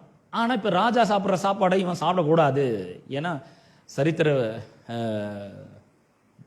இயலாளர்கள் அவர்கள் என்ன சொல்கிறாங்கன்னா, ராஜாவினுடைய போஜனத்தில் பார்த்தீங்கன்னா அதில் ரத்தம் கலந்துருக்கும், அது வந்து வேற சில காரியங்களுக்கு பலியிடப்பட்டிருக்கும், பேய்களுக்கு பலியிடப்பட்டிருக்கும் அந்த இறைச்சி. அதனால வந்து என்ன பண்ணுறான், அந்த அவர் போஜனத்தினாலும் அவர் பானம் பண்ணும் திராட்சை ரசத்தினாலும் தன்னை தீட்டுப்படுத்தல் ஆகாது என்று தன் இருதயத்தில் தீர்மானம் பண்ணிக்கொண்டு. பாருங்க, இது இங்கே வந்து இது ஒரு பெரிய ஒரு அற்புதமான காரியம். இருதயத்தில் டிசிஷன் எடுக்கிறான், ஒரு தீர்மானத்தை எடுக்கிறான். நம்ம கூட என்ன பண்ணணும், ஒரு தீர்மானத்தை எடுக்கணும். ஆண்டவரே, இது வந்து என் வாழ்க்கையில் தீர்க்க முடியாத பிரச்சனையா இருக்குது, இதை வந்து தீரணும் நான் முடிவு பண்றேன், இதுக்காக நான் என்ன பண்றேன், ஒரு விசேஷமான காரியங்களை நீ சொல்ற மாதிரி நான் செய்யறேன்னு ஒரு தீர்மானத்தை பண்ணணும், ஒரு பொருத்தனை பண்ணணும். தீர்மானம் பண்ணி கொண்டு அந்த தலைவனிடத்திலே, பிரதானிகளின் தலைவனிடத்திலே வேண்டிக் கொண்டான். 9ஆம் வசனம் பாருங்க. தேவன் தானியேலுக்கு பிரதானிகளின் தலைவனிடத்தில் தயவும் இரக்கமும் கிடைக்கும்படி செய்தார். 2 காரியங்கள் கிடையாது, தயவு கிடைக்குது, இரக்கம் கிடைக்குது. இதை பல மொழியாக்கங்களை வாசிக்கும் பொழுது அவன் மேல அன்பு பிறக்குது, அவன் மேல மனதுருக்கம் உடையவராக இருக்கிறார், அவனுக்கு சாதகமான காரியங்களை செய்ய ஆரம்பிக்கிறாரு. யாருன்னே தெரியாதுங்க.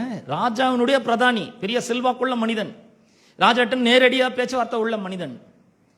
அவனுடைய கண்களிலே அவனிடத்தில் தயவும் இரக்கமும் கிடைக்கும்படி செய்தார். பாருங்க, நான் உங்களுக்கு சொல்றேன், நம்முடைய வாழ்க்கையில நமக்கு மனிதர்களுடைய தயவு ரொம்ப ரொம்ப அவசியம். ஆனா நான் ஒன்னு சொல்றேன், இதை சொல்ற நேரத்திலே இன்னொன்னு சொல்றேன், அந்த மனிதர்களை நோக்கி நம்ம பாத்திரக்கூடாது. மனுஷர் தயவு நமக்கு வேணும், ஆனா நமக்கு தயவு காண்பிக்கிற மனுஷனே நம்ம என்ன பண்றோம், கடவுள் ஸ்தானத்தில் கொண்டு போய் வச்சிடக்கூடாது. அவங்க தயவு நமக்கு வேணும், ஆனா நம்மளுடைய பார்வை, நம்முடைய நோக்கம் எங்க இருக்கணும், ஆண்டவர் மேல இருக்கணும். நம்முடைய கண்கள் ஆண்டவர் மேல இருக்கணும். ஏன்னா ஆண்டவர் மேல நம்முடைய கண்கள் இருக்கும் பொழுது இந்த உலக மக்களுடைய கண்கள்ல நமக்கு தயவு கிடைக்கும்படி அவர் செய்கிறவராய் இருக்கிறார். நம்முடைய வாழ்க்கையில பாத்தீங்கன்னா ஒரு சிங்கிள் இன்சார்ஜே நம்மளால சமாளிக்க முடிய மாட்டேங்குது.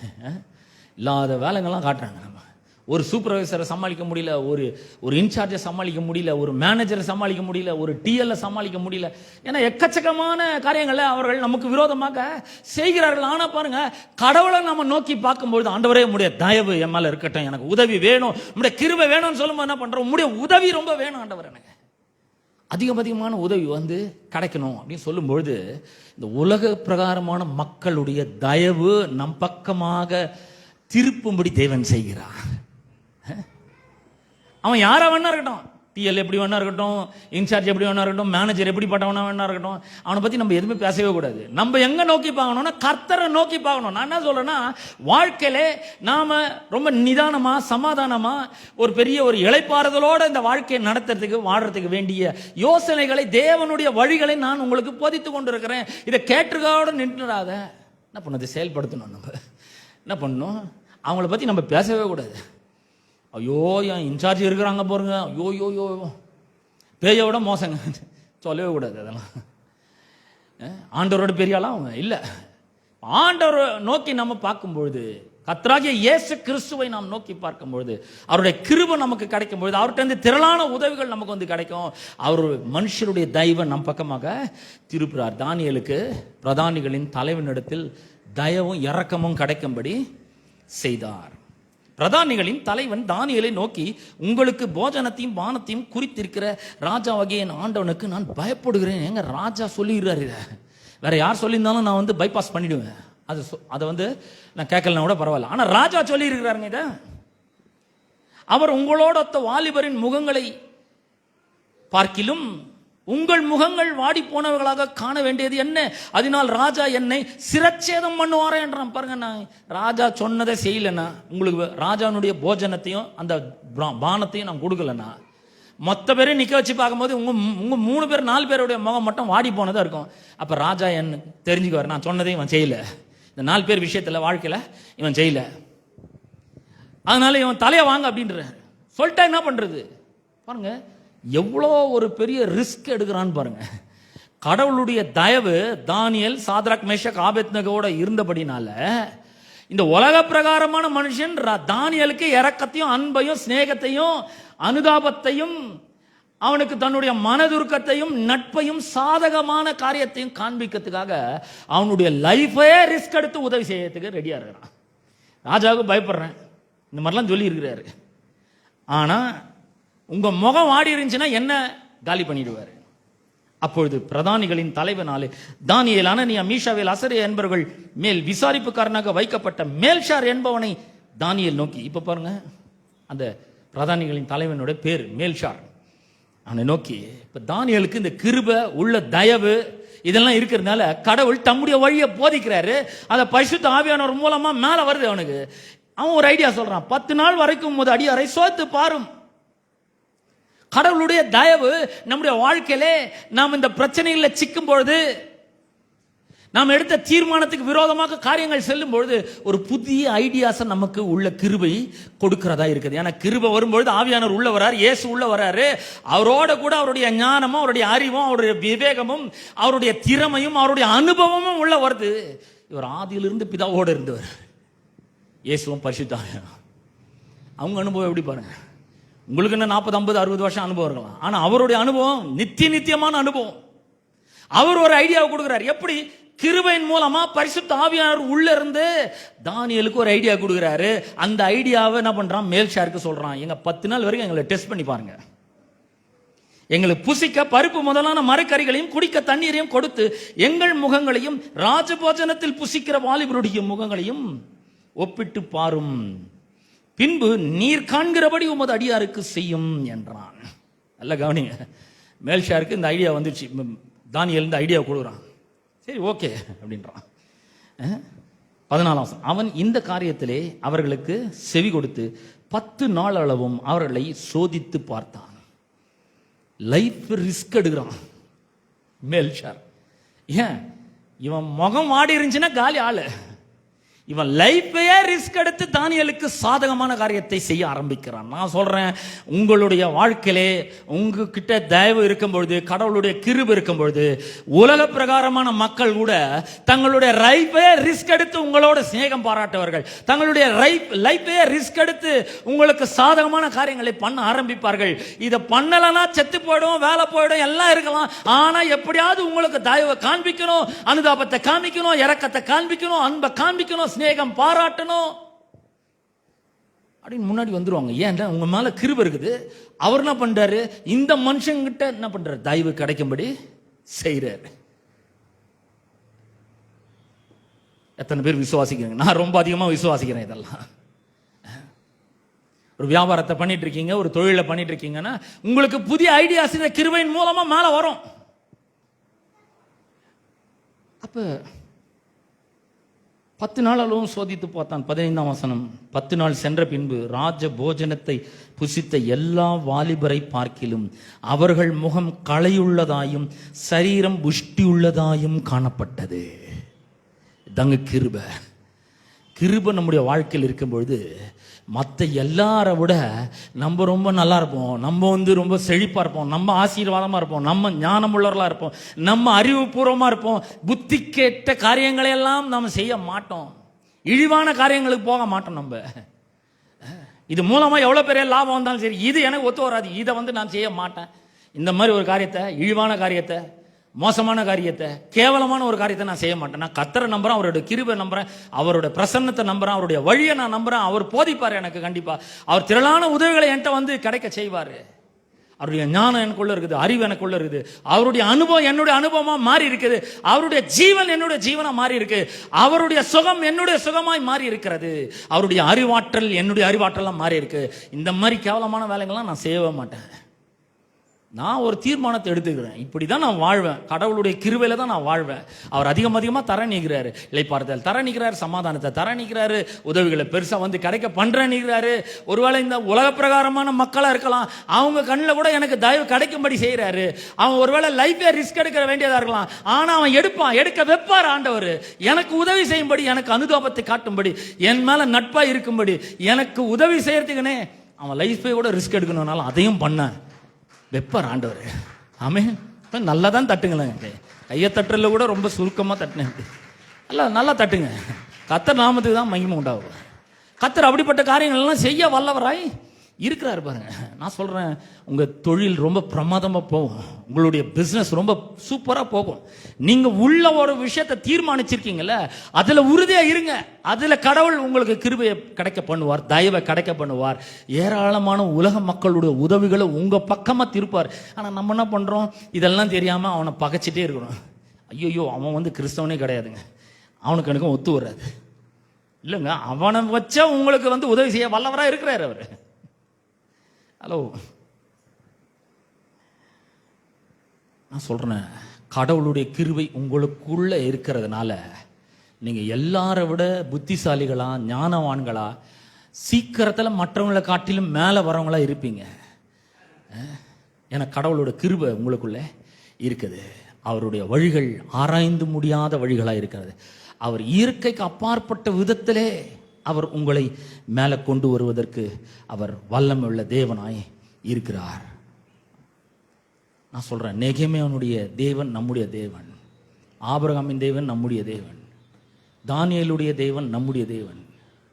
ஆனா ஒரு பெரிய வித்தியாசம் இருக்கு. இவங்கெல்லாம் பழைய ஏற்பாட்டு பரிசுத்தவான்கள். தானியேல், ஆபிரகாம், நெகேமியா, இவங்கெல்லாம் அவங்களுக்கே அப்பேற்பட்ட கிருபையும் தயவும் கிடைச்சிருக்கும் பொழுது அது நிழலாட்டம் தான். நிஜத்துல இயேசு கிறிஸ்துவே நமக்கு உள்ள வந்துட்டுகிறார். அவர் தான் கிருபையும் சத்தியமும் நிறைந்தவராய் நமக்குள்ள வாசம் பண்றார். அவருடைய பரிபூரணத்தினால் நாம் கிருபையின் மேல் கிருபை பெற்றுக்கிறோம். மேல மேல கிருபை, மேல மேல ஸ்ட்ரென்த், டிவைன் ஸ்ட்ரென்த், மேல மேல உதவி, ஞானத்தை மேல ஞானம் பெற்றிருக்கிறோம். அப்ப இப்போ நாம் எப்படி வாழணுன்றதை கொஞ்சம் யோசித்து பாருங்கள். நான் சொல்கிறேன், இன்னைக்கிலிருந்து உங்களுக்கு தேவனுடைய கிருபையும் மனுஷருடைய தயவும் அதிகமாய் பெருக ஆரம்பிக்கும்.